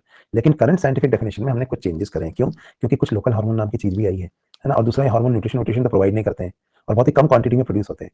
तो हमने नई डेफिनेशन हार्मोन की क्या लिखी, they are non nutrient chemicals जो सेल्स के बीच में मैसेंजर की तरह एक्ट करते हैं, यानी इंटरसेलुलर मैसेंजर्स की तरह, और ट्रेस अमाउंट में प्रोड्यूस होते हैं। हमने ये हटा दिया कि भाई ये डक्टलेस ग्लैंड से प्रोड्यूस होने के बाद दूसरी जगह जाते हैं, क्योंकि कुछ हार्मोन ऐसे भी है ना जो एक उसी जगह पे भी काम करते हैं, है ना। तो ये हमने इसकी मॉडर्न डेफिनेशन जो रेड से अंडरलाइन करी है ये है, और ये बहुत कम क्वांटिटी में प्रोड्यूस होते हैं। ये न्यू डेफिनेशन हमने इसलिए लिखी क्योंकि ये बहुत सारे और मॉलिक्यूल्स को भी कवर कर रही है इन एडिशन टू हार्मोन्स जो कि ऑर्गेनाइज एंडोक्राइन ग्लैंड सीक्रेट करते हैं। अच्छा, जो लोअर एनिमल्स होते हैं इन्वर्टिब्रेट्स, उनमें तो बहुत सिंपल एंडोक्राइन सिस्टम होता है और बहुत थोड़े से हार्मोन होते हैं, जबकि जो हायर एनिमल्स हैं उनके अंदर बहुत सारे केमिकल्स होते हैं जो हार्मोन की तरह एक्ट करते हैं और कोऑर्डिनेशन प्रोवाइड करते हैं। ये वर्टिब्रेट्स में होता है ऐसा। तो अब हम यहाँ पे ह्यूमन एंडोक्राइन सिस्टम के बारे में पढ़ेंगे, ठीक है। तो ह्यूमन एंडोक्राइन सिस्टम को अगर हम देखें तो यहाँ पे उन्होंने कुछ एंडोक्राइन ग्लैंड्स लेबल करे हुए हैं। हाइपोथैलेमस जो सुप्रीम कमांडर एंडोक्राइन सिस्टम का, एक पीनियल ग्लैंड दिख रहा है आपको उसके नीचे, एक पिट्यूटरी दिख रहा है, फिर थायराइड और उसके पीछे मिलने वाला पैराथायराइड, यहाँ पे थाइमस दिख रहा है, ये पेनक्रियाज है, ये एड्रिनल है किडनी के ऊपर वाले, और ये गोनैड है जो कि फीमेल में ओवरी होते हैं और मेल में टेस्टिस। तो ह्यूमन एंडोक्राइन सिस्टम अगर हम देखें तो एंडोक्राइन ग्लैंड्स जो होते हैं और hormone producing diffuse cells, they are located in different parts of our body, है ना, अलग अलग जगह लोकेटेड होते हैं सेल्स, ये एंडोक्राइन सिस्टम बनाते हैं। कुछ इंपॉर्टेंट ग्लैंड्स उन्होंने दिए हैं जैसे pituitary, pineal, thyroid, adrenal, pancreas और पैराथायराइड। तो ये कुछ इंपॉर्टेंट ग्लैंड्स जिनको हम एक एक करके पढ़ेंगे उनका इन्होंने यहाँ पे जिक्र किया है। और थाइमस और गोनैड्स ये ऑर्गेनाइज्ड इंडोक्राइन ग्लैंड्स हैं। इसके अलावा नॉन ऑर्गेनाइज्ड इंडोक्राइन ग्लैंड्स में आते हैं जैसे एलिमेंट्री कैनाल, है ना, लिवर, किडनी, हार्ट, ये भी हार्मोन प्रोड्यूस करते हैं, तो ये नॉन ऑर्गेनाइज्ड होते हैं। तो यहाँ पे सब ब्रीफ अकाउंट दिया हुआ है कुछ इंडोक्राइन ग्लैंड्स का, मेजर और हाइपोथैलेमस के बारे में। सबसे पहले बात की गई है हाइपोथैलेमस की। हाइपोथैलेमस के बारे में देखिए क्या लिखा है कि हाइपोथैलेमस डायंसिफ्लॉन के निचले हिस्से को कहते हैं और ये फोर ब्रेन का पार्ट है। ये बहुत सारे फंक्शंस को रेगुलेट करता है। इसमें कौन से सेल्स होते हैं याद रखिए, several group of neurosecretory cells जिन्हें कहा जाता है न्यूक्लियाई। ये न्यूरो हार्मोन्स प्रोड्यूस करते हैं। जो हार्मोन जो प्रोड्यूस होते हैं उन हार्मोन को क्या कहा जाता है, ये हमने पढ़ा था, इनको हम कहते हैं न्यूरो हार्मोन। टोटल 11 थे, 9+2, 9 एंटीरियर लोब से और मिडिल लोब से, और 2 जो थे वो पोस्टीरियर लोब से। ये हार्मोन क्या करते हैं, ये इनमें से जो एंटीरियर लोब के हार्मोन है वो रेगुलेट करते हैं synthesis and secretion of pituitary hormones, ठीक है। जबकि हाइपोथैलेमस में हार्मोन जो प्रोड्यूस होते हैं ये दो तरीके के होते हैं। तो hormone produce by hypothalamus are of two types, एक होते हैं रिलीजिंग हार्मोन और दूसरे होते हैं इनहिबिटिंग हार्मोन। रिलीजिंग हार्मोन जो स्टिमुलेट करेंगे पिट्यूटरी को, और इनहिबिटिंग हार्मोन जो पिट्यूटरी को सप्रेस करेंगे, ठीक है। अब उन्होंने एग्जांपल में रिलीजिंग हार्मोन का एक ही दिया है और वो दिया है गोनेडोट्रोपिन रिलीजिंग हार्मोन जीएनआरएच। ये क्या करता है, पिट्यूटरी से गोनेडोट्रोपिन के रिलीज को रेगुलेट करता है और खत्म कर दिया इन्होंने। और इन्होंने नेगेटिव में सोमेटोस्टेनिन का दिया है, ग्रोथ हार्मोन इनहिबिटरी हार्मोन, कि ये ग्रोथ हार्मोन के रिलीज को इनहिबिट करता है। बाकी सारे हार्मोन खा गए, ये पता नहीं क्या किया इन्होंने, जबकि वो 11 हार्मोन हमने अच्छे से पढ़े हैं। ये हार्मोन कहाँ प्रोड्यूस होते हैं, ये आरएच और IH, they originate in the hypothalamic neurons और एक्सॉन्स के थ्रू ये रिलीज होते हैं अपनी नर्व एंडिंग से। और ये पिट्यूटरी कैसे पहुंचते हैं, पोर्टल सर्कुलेटरी सिस्टम से, और एंटीरियर पिट्यूटरी के फंक्शन को रेगुलेट करते हैं, जबकि पोस्टीरियर पिट्यूटरी जो होता है वो डायरेक्ट न्यूरल रेगुलेशन में होता है। तो ये हमने यहाँ तक पढ़ लिया, ठीक है। इसके बाद आती है बात पिट्यूटरी ग्लैंड की। तो ये डायग्राम तो मैं आपको समझा ही चुका हूँ कई बार, हम बस एक बार रीडिंग मार लेते हैं थ्योरी की कि कोई कुछ नई बात निकल आए। तो पिट्यूटरी ग्लैंड कहाँ लोकेटेड है ये सब बता चुका हूँ, बोनी कैविटी सेला टर्सिका में, और हाइपोथैलेमस के साथ अटैच होता है ना, बाय स्टॉक, जिसे इन्फंडिबुलम कहते हैं। इसके दो पार्ट होते हैं, एडिनो हाइपोफाइसिस और न्यूरो हाइपोफाइसिस। एडिनो हाइपोफाइसिस और न्यूरो हाइपोफाइसिस। एडिनो हाइपोफाइसिस के दो हिस्से मैंने आपको बताए कौन कौन से थे, पार्स डिस्टालिस और पार्स इंटरमीडिएटा, है ना। अब पार्स डिस्टालिस पे आ जाते हैं, फिर न्यूरो बाद में देखेंगे। तो पार्स डिस्टालिस वाला जो रीजन होता है उससे कौन कौन से हार्मोन्स प्रोड्यूस होते हैं। इससे जो हार्मोन प्रोड्यूस होते हैं वो इस तरह से है, पहला है ग्रोथ हार्मोन, दूसरा है प्रोलैक्टिन, तीसरा है टीएसएच, चौथा एसीटीएच है, पांचवा एलएच, छठा एफएसएच, और फिर मिडिल वाले पार्ट से एमएसएच। पार्ट्स इंटरमीडिएट से एक ही हार्मोन निकलता है जिसे हम कहते हैं एमएसएच। तो इसमें कोई नई बात नहीं है, जो हम पढ़ चुके हैं वही है। लेकिन जो एक इंपॉर्टेंट बात मैंने भी बताई आपको कि इन ह्यूमंस पार्ट्स इंटरमीडिएटा जो होता है ये मर्ज होता है किसके साथ, पार्स डिस्टालिस के साथ। अब पोस्टीरियर पिट्यूटरी पे आ जाए तो पोस्टीरियर पिट्यूटरी को हम कहते हैं न्यूरो हाइपोफाइसिस या पार्स नर्वोसा। तो ये न्यूरो हाइपोफाइसिस और पार्स नर्वोसा होता है, इससे दो हार्मोन निकलते हैं। ये दो हार्मोन कौन से हैं, एक है ऑक्सीटोसिन, दूसरा है वैसोप्रेसिन। काम की बात क्या है कि ये दोनों ही हार्मोन जो है एक्चुअली किससे सिंथेसाइज होता है, हाइपोथैलेमस से, और पिट्यूटरी में ट्रांसपोर्ट हो जाते हैं। इसी के साथ इन्होंने पिट्यूटरी के हार्मोनों को पढ़ाना शुरू कर दिया है बिना किसी हेडिंग वेडिंग के। सबसे पहले ये पढ़ा रहे हैं ग्रोथ हार्मोन, और ग्रोथ हार्मोन के बारे में इन्होंने क्या लिखा है वो देख लेते हैं। ग्रोथ हार्मोन के बारे में सीधा ओवर सिक्रेशन लिख रहे हैं, मतलब फंक्शन से लिख के नहीं, ग्रोथ हार्मोन के सिर्फ ओवर सिक्रेशन क्या करेगा और अंडर से, अरे नॉर्मल क्या करेगा वो तो बता दे भाई। खैर, over secretion of growth hormone की वजह से एबनॉर्मल ग्रोथ होती है बॉडी की, इससे गिगांटिज्म हो जाता है, जबकि लो सिक्रेशन से स्टंटेड ग्रोथ होती है जिससे डॉर्फिज्म हो जाता है, पिट्यूटरी डॉर्फिज्म, है ना। डॉर्फिज्म वर्ड आप लिख लेना अपने नोट्स में, मैंने मिडगेट्स और वो सब लिखा है। डॉर्फ लिखना मेरे को पता नहीं कैसा लग रहा है कि मैं भूल तो नहीं गया लिखना। लिखा है, लिखा है। चलो, तो ये तो बात हुई। चलो, डॉर्फिज्म कॉज करता है। अब आगे लिखते हैं कि एक्सेस से अगर एडल्ट में हो रहा है तो स्पेशली मिडिल एज में तो सीवियर डिस्फिगरमेंट हो जाएगा। इसे मैक्रोमिगली कहते हैं, जिससे कॉम्प्लिकेशंस हो जाती है, डेथ भी हो जाती है। सब मैंने बता दिया आपको। और इसको पता ना, शुरू में डायग्नोस करना ईजी नहीं होता और कई सालों तक अनडिटेक्टेड रह जाती है जब तक कि बोन्स में चेंजेस ना आने लग जाए। तो ये ग्रोथ हार्मोन खत्म हो गया यहाँ पे। अगला हार्मोन जो ये डिस्कस कर रहे हैं वो है पीआरएल, यानी कि प्रोलैक्टिन। प्रोलैक्टिन का रोल इन्होंने सिर्फ फीमेल वाला लिखा है, मेल वाला लिखा ही नहीं है। और लिखा है कि प्रोलैक्टिन क्या करता है, मेमोरी ग्लैंड्स की ग्रोथ और मिल्क की फॉर्मेशन को रेगुलेट करता है। खत्म। फिर टीएसएच पे आ गए हैं। टीएसएच जो होता है थायराइड हार्मोन की सिंथेसिस और सिक्रेशन को प्रमोट करता है, थायरोक्सिन की रिलीज को। एसीटीएच के बारे में लिखा है कि एक स्टेरॉइड हार्मोन होता है ग्लूकोकॉर्टिकॉइड, उसको रिलीज को ये बढ़वाता है। एलएचएफएसएच के बारे में इन्होंने लिखा है कि ये गोनाडोट्रोफिन कहलाते हैं।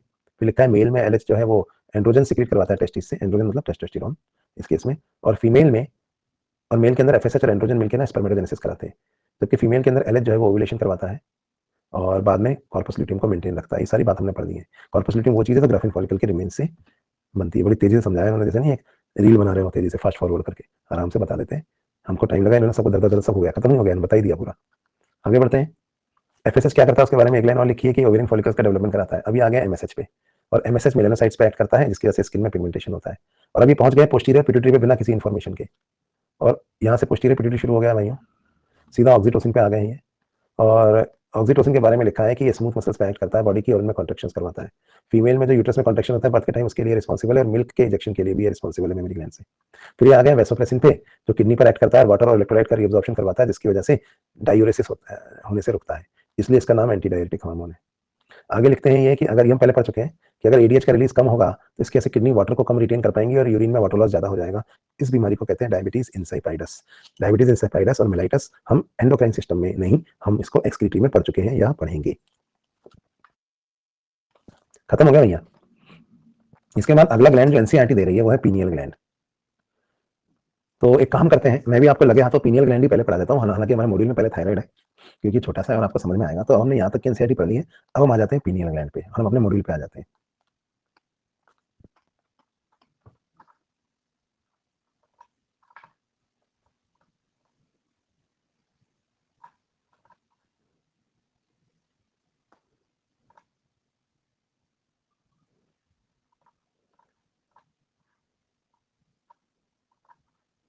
मैकेनिज्म ऑफ हार्मोन एक्शन का आरआरआर तो हम कर ही चुके हैं, उसमें कुछ है ही नहीं, ये लोग कर लो, ये हम पढ़ चुके हैं। तो लोगों पहले इसको भी आरआरआर कर लेते हैं ये लोग। अगर हार्मोनल एक्शन के बारे में बात की जाए तो हार्मोन अपना इफेक्ट टारगेट टिश्यूज पर कैसे प्रोड्यूस करते हैं, by binding to specific protein जिनको हम रिसेप्टर्स कहते हैं। रिसेप्टर कहाँ लोकेटेड होते हैं, सिर्फ टारगेट टिश्यू पे लोकेटेड होते हैं और कहीं नहीं होते। अब रिसेप्टर दो तरह के होते हैं। अगर वो रिसेप्टर सेल मेम्ब्रेन पर लोकेटेड है तो उन्हें मेम्ब्रेन बाउंड रिसेप्टर्स कहते हैं, और अगर वो रिसेप्टर सेल के अंदर है तो इन्हें इंट्रासेलुलर रिसेप्टर कहते हैं, जो मेनली न्यूक्लियस में होते हैं। और जब हार्मोन रिसेप्टर के साथ जुड़ता है तो इससे जो कॉम्प्लेक्स बनता है वो कहलाता है हार्मोन रिसेप्टर कॉम्प्लेक्स। और गौर करने की बात यह है कि एक रिसेप्टर पे एक ही तरह का हार्मोन जुड़ सकता है, तो रिसेप्टर होते हैं स्पेसिफिक। अब हार्मोन रिसेप्टर कॉम्प्लेक्स की वजह से सर्टेन बायोकेमिकल चेंजेस आते हैं टिश्यू के अंदर।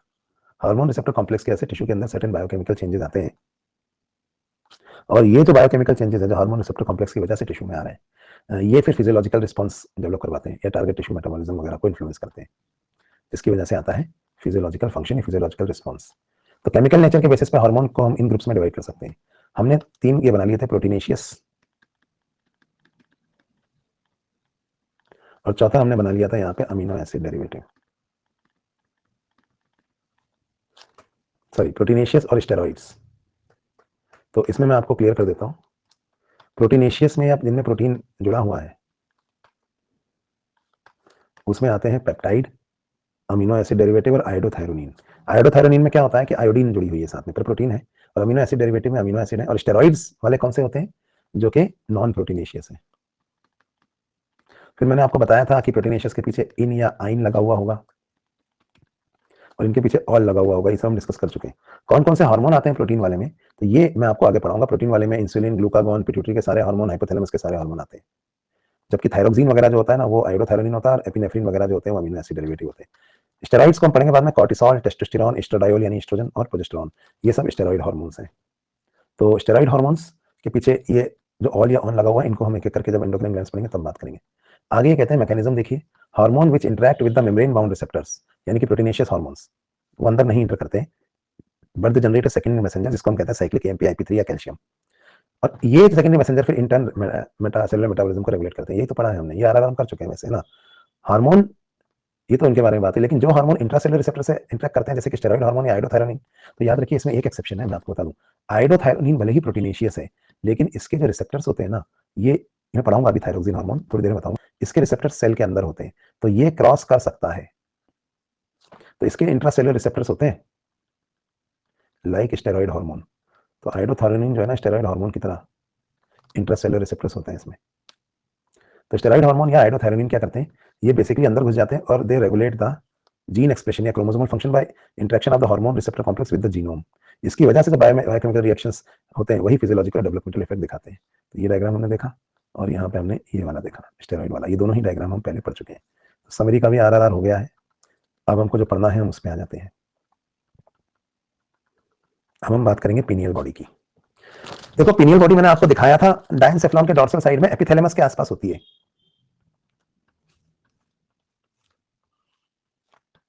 और नर्वस सिस्टम का हिस्सा है, तो कैसी होगी, एक्टोडर्मल इन ऑरिजिन होगी।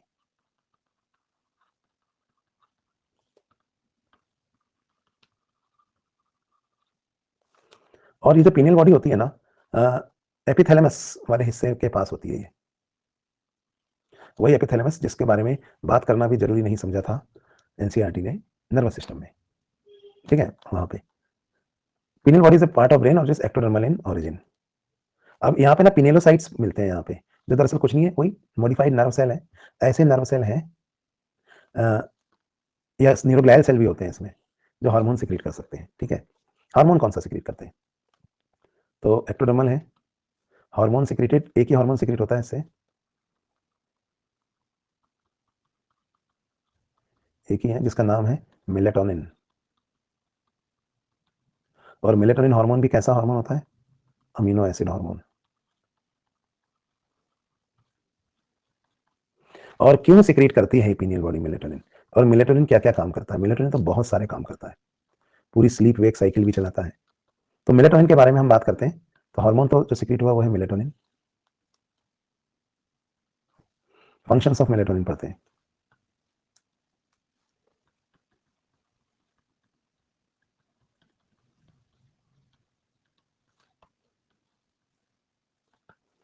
पहला फंक्शन है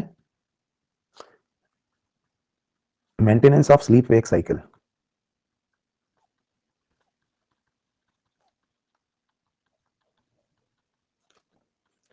या डायर्नल रिदम,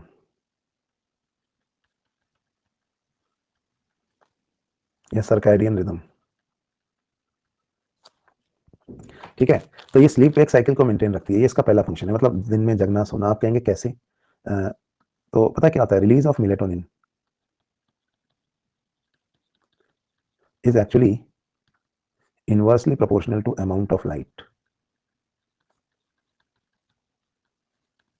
तो इसको समझने के लिए जैसे मैं एक ग्राफ बनाता हूं यहाँ पे,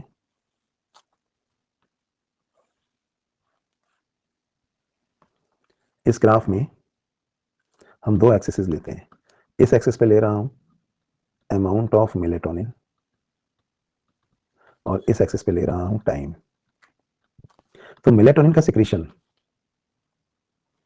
रात को 12 बजे के आसपास, जैसे 12 बजे, 3 बजे, 6 बजे, 9 बजे, फिर दोपहर के 12, फिर 3 PM, फिर 6 PM, फिर 9 PM, और फिर 00 वापस आ गया। तो लाइट, आपको पता ना लाइट कैसे चलती है, अमाउंट ऑफ मेलेटोनिन और लाइट। अब लाइट का तो आपको पता है कि लाइट 12 बजे सबसे कम है, लाइट है ही नहीं। 3 बजे भी कम है, लाइट बढ़ना शुरू होती है 6 बजे के बाद, 9 बजे के बाद, दोपहर को 12 बजे लाइट अपने पीक पे आ जाती है, और इसके बाद लाइट कम होना शुरू होती है थोड़ा थोड़ा। तो लाइट तो ऐसे चलती है ना। मेलेटोनिन सिक्रेशन पता है कैसे चलता है, जब लाइट सबसे कम होती है तो मेलेटोनिन का सिक्रेशन सबसे ज्यादा हो रहा होता है। मतलब ये देखिए यहाँ पे मेलेटोनिन का सिक्रेशन अपने पीक पे, 6 बजे लाइट आ जाती है ना, तो मेलेटोनिन सिक्रेशन कम होने लगता है। दोपहर को 12 बजे आते आते मेलेटोनिन का सिक्रेशन सबसे कम हो जाता है,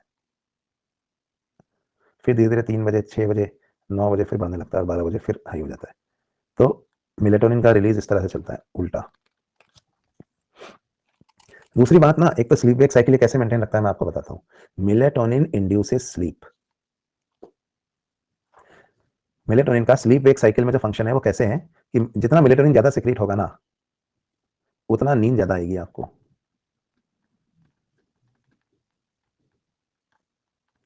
वैसे आप बोर हो रहे होते हो ना, तो भी कभी कभी मेलेटोनिन का सिक्रीशन बढ़ जाता है। जैसे मैं आपको एक बात बताता हूँ, आप अच्छे खासे बातें कर रहे हैं सबसे, सब ठीक है, दिन में घूम रहे हैं, टीवी देख रहे हैं, कोई दिक्कत नहीं है। जैसे ही आप किताब खोल के पढ़ना शुरू करते हो, तो आपको नींद आने लगती है। मतलब अभी तक नींद नहीं आ रही थी, अभी अगर किताब बंद कर दोगे तो नींद भी गायब हो जाएगी। क्योंकि किताब पढ़ना एक बोरिंग काम है। ये वो काम है जो आप करना नहीं चाहते, लेकिन आपको अननेचुरल चीज है ना। भगवान ने हमें कोई किताब पढ़ने के लिए थोड़ी बनाया था। भगवान ने तो खाओ पियो, रेस्पिरेशन करो, एक्सक्रीशन करो, डाइजेशन करो, रिप्रोडक्शन करो और मर जाओ। भगवान ने तो हमें इसलिए बनाया था। ये किताब, नीट यूजी की पढ़ाई, ये सब तो हमने शुरू किया है ना। ये तो अननेचुरल चीजें हैं ना, तो हम इससे बोर होने लगते हैं। ये नेचुरल चीज क्या है? नेचुरल चीज तो है, पैदा हो गए हो, अब बस खाओ पियो, यूरिन करो, फीसेस पास करो, डाइजेस्टिव प्रोडक्ट बाहर निकाल दो, फिर सो जाओ, फिर उठो, फिर खाओ पियो और ब्रीथ करते रहो।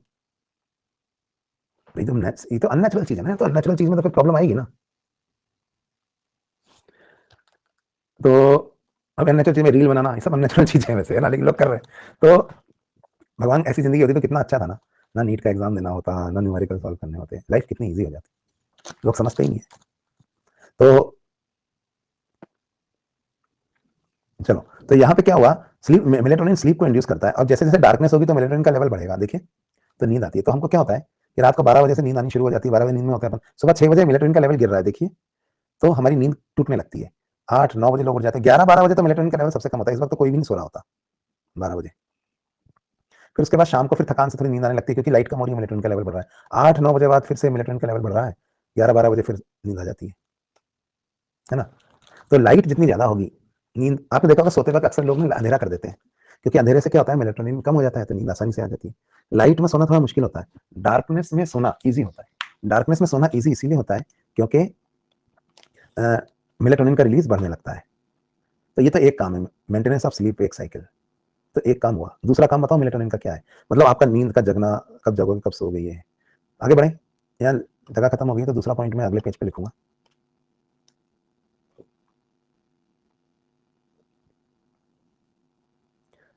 तो फर्स्ट तो पढ़ते वक्त या कोई बोरिंग चीज देखते वक्त भी नींद इसीलिए आती है क्योंकि मेलेटोनिन रिलीज होने लगता है। तो ये हमारी स्लीप वेक साइकिल को मेंटेन करता है। दूसरा काम मेलेटोनिन का, एक तो हो गया स्लीप वेक साइकिल को या डायर्नल सर्कैडियन रिदम को ये मेंटेन रखता है। तो मेलेटोनिन का लेवल कब राइज होता है, डार्कनेस के दौरान, और कब फॉल होता है, लाइट के दौरान। इसके अलावा मेलेटोनिन वर्क्स एंटागोनिस्टिकली, यानी अपोजिट, विद एमएसएच। तो हम कह सकते हैं कि मेलेटोनिन इज रिड्यूसेस पिगमेंटेशन। मतलब स्किन में कलर जो है उसको, पिगमेंटेशन को रोकता है, डार्क होने से रोकता है स्किन को। अंधेरे में अगर आप रहोगे तो स्किन में मेलेटोनिन ज्यादा रिलीज होगा, तो स्किन का कलर थोड़ा ज्यादा फेयर रहेगा। अच्छा, आपने देखा होगा ना, जैसे ऐसी क्रीम्स आती है ना, फेयर एंड लवली, गोरा बनाने वाली क्रीम, ये सब फ्रॉड चीजें। लेकिन इनमें भी गोरा काले से कुछ होता थोड़ी है, लेकिन ऐसे ही लोगों को बेवकूफ बनाते हैं। पर नाम बदल के भी ग्लो एंड लवली रख दिया उन्होंने। तो कलर से कुछ होता नहीं है, लेकिन हाँ, आपने अगर मान लीजिए, आपने आजकल तो ब्यूटी क्रीम्स ऐसी भी देखी होंगी, पता है, डे क्रीम अलग और नाइट क्रीम अलग, लॉरेल, ओले। इसमें आप देखोगे एक ही चीज की दो दो दो वेरिएंट आ रहे हैं, एक डे क्रीम भी आ रही है इनकी और नाइट क्रीम भी आ रही है। ये भी अलग गजब है। और आपके पास इतने पैसे हैं कि आप एक ही क्रीम खरीद सको, डे क्रीम या नाइट क्रीम। तो आपको क्या लगता है, कलर पिगमेंटेशन रिड्यूस करने के लिए कौन सी क्रीम ज्यादा इफेक्टिव होगी, डे या नाइट? डे में आप लगाते हो तो उसमें एसपीएफ भी होता है, प्रोटेक्शन मिलता है इसमें यूवी रेडिएशन से, लेकिन नाइट क्रीम ज्यादा इफेक्टिव होती है। पता है क्यों? क्योंकि नाइट को जो पिगमेंटेशन रिड्यूस करने वाली क्रीम है वो मेलेटोनिन के साथ सिनर्जी में काम कर रही है। दिन में तो क्या होता है कि लाइट ज्यादा पड़ती है ना, तो मेलेनिन सिंथेसिस ज्यादा होता है, तो डे क्रीम उससे कितना लड़ेगी। लेकिन नाइट में लगा के अगर आप सोते हो क्रीम को, तो क्या होता है कि एक तो लाइट नहीं गिर रही है बॉडी पे, तो मेलेनिन का सिंथेसिस वैसे ही कम हो रहा है, ऊपर से वो क्रीम भी मेलेनिन की सिंथेसिस को डिक्रीज कर रही है, और ऊपर से मेलेटोनिन भी मेलेनिन के सिक्रीशन को रोक रहा है। तो मेलेटोनिन और नाइट क्रीम मिलकर काम करेंगे ना। तो अगर आपको पिगमेंटेशन बॉडी से रिड्यूस करना है, कलर को फेयर करना है, तो नाइट क्रीम ज्यादा इफेक्टिव होती है डे क्रीम से ना। डे क्रीम लगा के आप टेम्परेरी गोरे जरूर लग सकते हो, एकदम सफेद सफेद चेहरा लेके, जैसे आजकल नहीं लोग आ जाते हैं। लेकिन अगर आपको एक्चुअली नेचुरली स्किन को फेयर करना है, तो वो नाइट क्रीम ज्यादा अच्छा करती है। समझ में आई बात? क्योंकि नाइट में मेलेटोनिन भी हेल्प कर रहा है, मेलेटोनिन ज्यादा रिलीज होगा। अब बताओ, आपने देखा होगा पढ़ने वाले बच्चों के अक्सर ना आंखों के नीचे डार्क सर्कल्स हो जाते हैं, होते हैं कि नहीं होते? मेरे भी हो रहे थे जब मैं पढ़ता था, अभी भी हैं, पर वो हटते नहीं है पूरे, लेकिन हाँ कम हो गए। पर जब एमबीबीएस के लिए आप पढ़ते हो, नीट के लिए पढ़ते हो, तो बहुत हो जाते हैं। अब क्या करें? तो ऐसा है ना भाई, रात में जब आप लैंप जला के पढ़ोगे, तो रात में सोने के टाइम पे आप पढ़ाई करोगे लाइट जला के, तो डार्क सर्कल्स तो होंगे ही, होने तो कुछ नहीं हो सकता। अभी नीट में सिलेक्शन जरूरी है, डार्क सर्कल्स बाद में देख लेंगे क्या करना है इनका, है ना? तो होता क्या है कि डार्क सर्कल्स होते हैं, इसका एक रीजन ये भी होता है कि आप प्रॉपर स्लीप नहीं ले रहे हैं, सो नहीं रहे हैं, तो इसकी वजह से भी है ना, स्लीप जब आप लेते हो ना, तो मेलेटोनिन का सिक्रेशन इंक्रीज होता है, और मेलेटोनिन का सिक्रेशन इंक्रीज होने पर स्लीप और आती है। तो जितना गहरी और अच्छी स्लीप आप लोगे, डार्क सर्कल उतना कम हो जाएंगे। क्यों? क्योंकि मेलेटोनिन बेसिकली क्या करता है, आपके स्लीप को बढ़ाता है। अच्छा, और स्लीप फिर मेलेटोनिन के सिक्रेशन को बढ़ाती है, दोनों एक दूसरे को हेल्प करते हैं। जब आप सो जाते हो तो मेलेटोनिन का सिक्रेशन इंक्रीज होता है, खासतौर पर जब आप रात में सोते हो तो मेलेटोनिन फिर पिगमेंटेशन को रिड्यूस कर देता है, जो स्किन के ऊपर हो रहा है। तो ये एक तरीका है। एक और इंटरेस्टिंग ऑब्जर्वेशन बताता हूँ, पिगमेंटेशन रिड्यूस करने के अलावा मेलेटोनिन का एक फंक्शन और आपको बताता हूँ। ये मेटाबॉलिज्म के साथ साथ, पिगमेंटेशन के साथ साथ, आपकी इम्यूनिटी को भी हेल्प करता है। मेलेटोनिन, पता है, अगर आप रात को अच्छी स्लीप लेंगे ना, तो आपकी इम्यूनिटी इससे बूस्ट होगी। तो it boost immunity, immune system. ढंग से सोओगे नहीं ना आपका, तो इम्यून सिस्टम कमजोर हो जाता है।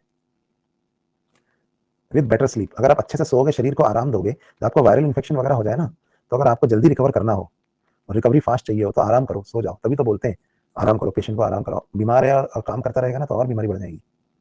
सबसे सेफ तरीका है ये कोविड वगैरह में ठीक होने का। जब कोविड हुआ था ना, वायरल हुआ, कोई भी, सो जाओ, बस सोते रहो, जितना सोओगे इम्यूनिटी उतनी बूस्ट होगी, है ना? तो ये बूस्ट भी करता है। और चौथी बात, मेलेटोनिन जो है ना, influences the rhythm of menstrual cycle. और मेलेटोनिन ना प्यूबर्टी को डिले करता है। जैसे एक बात बताओ, हमारे अंदर प्यूबर्टी ना 10-12 साल की उम्र के बाद आती है, और उसके बाद दाढ़ी मूछ आती है, आवाज भारी होती है, मेल के अंदर स्पर्मेटोजेनेसिस शुरू होता है, फीमेल के अंदर फिर बाद में मेस्ट्रुअल साइकिल शुरू होती है। ऐसा सुना है ना आप लोगों ने? तो ये पैदा होते ही क्यों नहीं हो जाता? पैदा होते ही मेल के अंदर, मेल बच्चे में स्पर्म बनने लगे, फीमेल के अंदर ओव्यूलेशन हो जाए, साइकिल से स्टार्ट हो जाए। ये इसलिए नहीं होता कि उस वक्त अगर वाइफ में प्रेगनेंसी, मतलब बच्चे में प्रेगनेंसी हुई, कुछ भी, तो मरी जाएगी वो। तो एक, जब तक बॉडी इतनी ताकतवर नहीं हो जाती कि वो एक प्रेगनेंसी को झेल ले, या बच्चा अभी भी पैदा हुआ और अपना बच्चा पैदा कर दे, ऐसा थोड़ी होता है। तो बॉडी जब इतनी मेच्योर हो जाए कि वो रिप्रोडक्शन के लिए तैयार हो गई है, तब रिप्रोडक्शन शुरू होना चाहिए, यानी कि प्यूबर्टी आने के बाद, है ना? तो प्यूबर्टी को डिले कौन करता है? मतलब आप देखो, बॉयज में 13-14 साल, फीमेल में भी 13-14, 12-13 साल, इसके बाद प्यूबर्टी आती है, आती है ना? तो कौन डिले करता है प्यूबर्टी को इतने सालों तक, 10 साल तक पैदा होने के, 10-12 साल तक प्यूबर्टी नहीं आई? वो मेलेटोनिन करता है। समझे बात को? अंधे बच्चों में प्यूबर्टी जल्दी आती है। कोई पूछ रहा है, मैं ऐसा बताना नहीं चाहता, लेकिन अगर कोई फीमेल ब्लाइंड है ना, अंधी है कोई लड़की जन्म से, तो उसमें प्यूबर्टी जल्दी आती है, उसके साइकिल्स जल्दी स्टार्ट होती है। जैसे नॉर्मल फीमेल्स में तो 13 ईयर्स के आसपास स्टार्ट होती है, 12, 13 या 14 ईयर्स में, लेकिन ब्लाइंड फीमेल्स में 9-10 ईयर्स में हो सकती है। पर ये सब डिटेल आपको देने की जरूरत नहीं है, नीट में नहीं आएगा ये सब। आप तो याद रखो कि नॉर्मली मेलेटोनिन क्या करता है, प्यूबर्टी को डिले करता है। फिर ब्लाइंड फीमेल्स में जल्दी कैसे आ जाती है, कोई नहीं पूछेगा। आप तो बस इतना याद रखो कि नॉर्मल लोगों में प्यूबर्टी को 10-12 साल तक डिले कौन करता है, टिल एडोलेसेंस या टिल टीनेज, नॉर्मल केस में हुई है, ठीक है? तो इसका ना, रिदम ऑफ मेंस्ट्रुअल साइकिल को, क्योंकि ये स्लीप वेक साइकिल को भी इन्फ्लुएंस करता है, बायोलॉजिकल क्लॉक को भी इन्फ्लुएंस करता है, ये कौन? मेलेटोनिन। इसका एक बहुत ही इंटरेस्टिंग एग्जांपल बताता हूं, जो आपको कोई नहीं बताएगा। Sleep wake cycle, sleep wake cycle और मेंस्ट्रुअल साइकिल दोनों की रिदम को मेलेटोनिन इन्फ्लुएंस करता है। अब जैसे सपोज आप अपने घर में थे, एक लड़की है ए, वो अपने घर में रहती थी, और उसकी 28 डेज की साइकिल चलती है, फिर उसके बाद उसके पीरियड्स आ जाते हैं। एक लड़की है बी और एक लड़की है सी। ए दिल्ली से आई, बी जयपुर से आई, और सी जो है मान लीजिए वो चेन्नई से आई, है ना? तीनों आके एक ही हॉस्टल में, तीनों का एक ही मेडिकल कॉलेज में या एक ही हॉस्टल में, एक ही कॉलेज में सिलेक्शन हुआ, और तीनों सेम रूम में रह रही हैं। सेम डॉर्मेट्री बोलते हैं इसको, डॉर्मेट्री इफेक्ट। सेम हॉस्टल के रूम को शेयर कर रही हैं, तीनों रूम पार्टनर हैं, ठीक है? अब क्या है कि तीनों को कॉलेज जाना होता है सेम टाइम पे, फिर कॉलेज से तीनों लगभग सेम टाइम पे वापस आती हैं, और वापस आने के बाद तीनों रेस्ट करती हैं थोड़ी देर, है ना? फिर तीनों रात में पढ़ती हैं और फिर सो जाती हैं, और फिर सुबह उठती हैं और सेम साइकिल रिपीट होती है। तो इन तीनों लड़कियों का ना सेम साइकिल हो गया है, मतलब इनकी डे एंड नाइट साइकिल जो है ना, स्लीप वेक साइकिल, वो सेम हो गई है। अच्छा, सेम चीज घर में भी होता है, मैं भी उस पर भी आऊंगा, पर इनका तो देख लो, तीनों एक रूम में एक घर में रह रही हैं, तो इनकी साइकिल सेम होगी। तो वैसे इन तीनों के पीरियड्स अलग अलग डेट को आते थे, इसकी मेस्ट्रुअल साइकिल अलग हिसाब से चल रही थी, इसकी मान लीजिए 1 जनवरी को पीरियड आया था, इसका 7 जनवरी को आया था, इसका 5 जनवरी को आया था। पर बाद में जब इनकी ये तीनों का सोना उठना सब साथ में हो जाता है ना, तो 3-4 महीनों के अंदर अंदर अंदर इनके जो मेस्ट्रुअल साइकिल है ना, वो भी सिंक्रोनाइज होने लगती है। और 2-4 महीनों बाद पता है क्या होता है, इन सभी लड़कियों के पीरियड्स एक साथ आने लगते हैं, लगभग एक ही टाइम पे, एक आध दिन आगे पीछे, सेम टाइम पे साइकिल स्टार्ट होती है, proliferative phase, ovulation, secretory phase, क्योंकि ये महीनों सालों महीनों एक साथ, सालों एक साथ रहेंगी ना, इसलिए। एक सेकंड।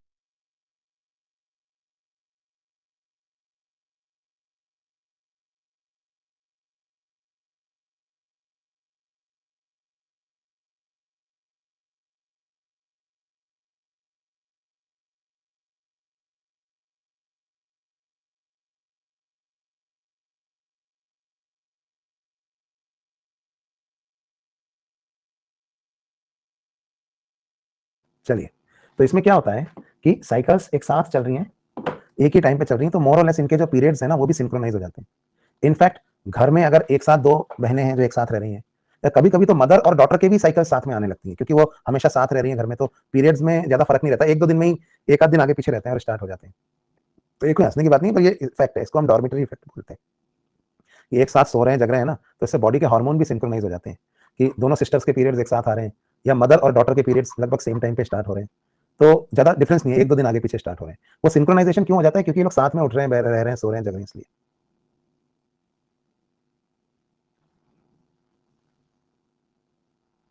युक्ति कह रही मैंने भी ये पूछा था, तो मैंने कहा होगा एंडोक्राइन में बताएंगे ऐसा क्यों होता है कि कई बार। तो मतलब जरा भी बात है ना इधर उधर करो तो बड़ा, कोई भी इंटरेस्टिंग बात, मतलब ऐसी बात बताओ तो शायद नीट में ना आए, पर रियलिटी से रिलेटेड है, तो बड़ा आप लोग इसमें टाइम वेस्ट करने लगते हो। चलो, होगी बात, समझ गए ना, अब आगे बढ़े। तो ये तो हमने यहाँ पे बात करी थी कि ऐसा क्यों हो रहा है।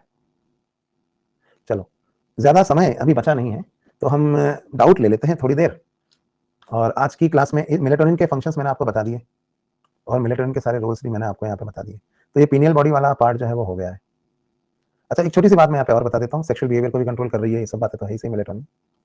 इसके अलावा बड़ी एज में मेलेटोनिन के ऊपर कैल्शियम कार्बोनेट जमा होने लगता है, कैल्शियम फॉस्फेट, इससे कोई फर्क नहीं पड़ता पीनियल बॉडी के ऊपर।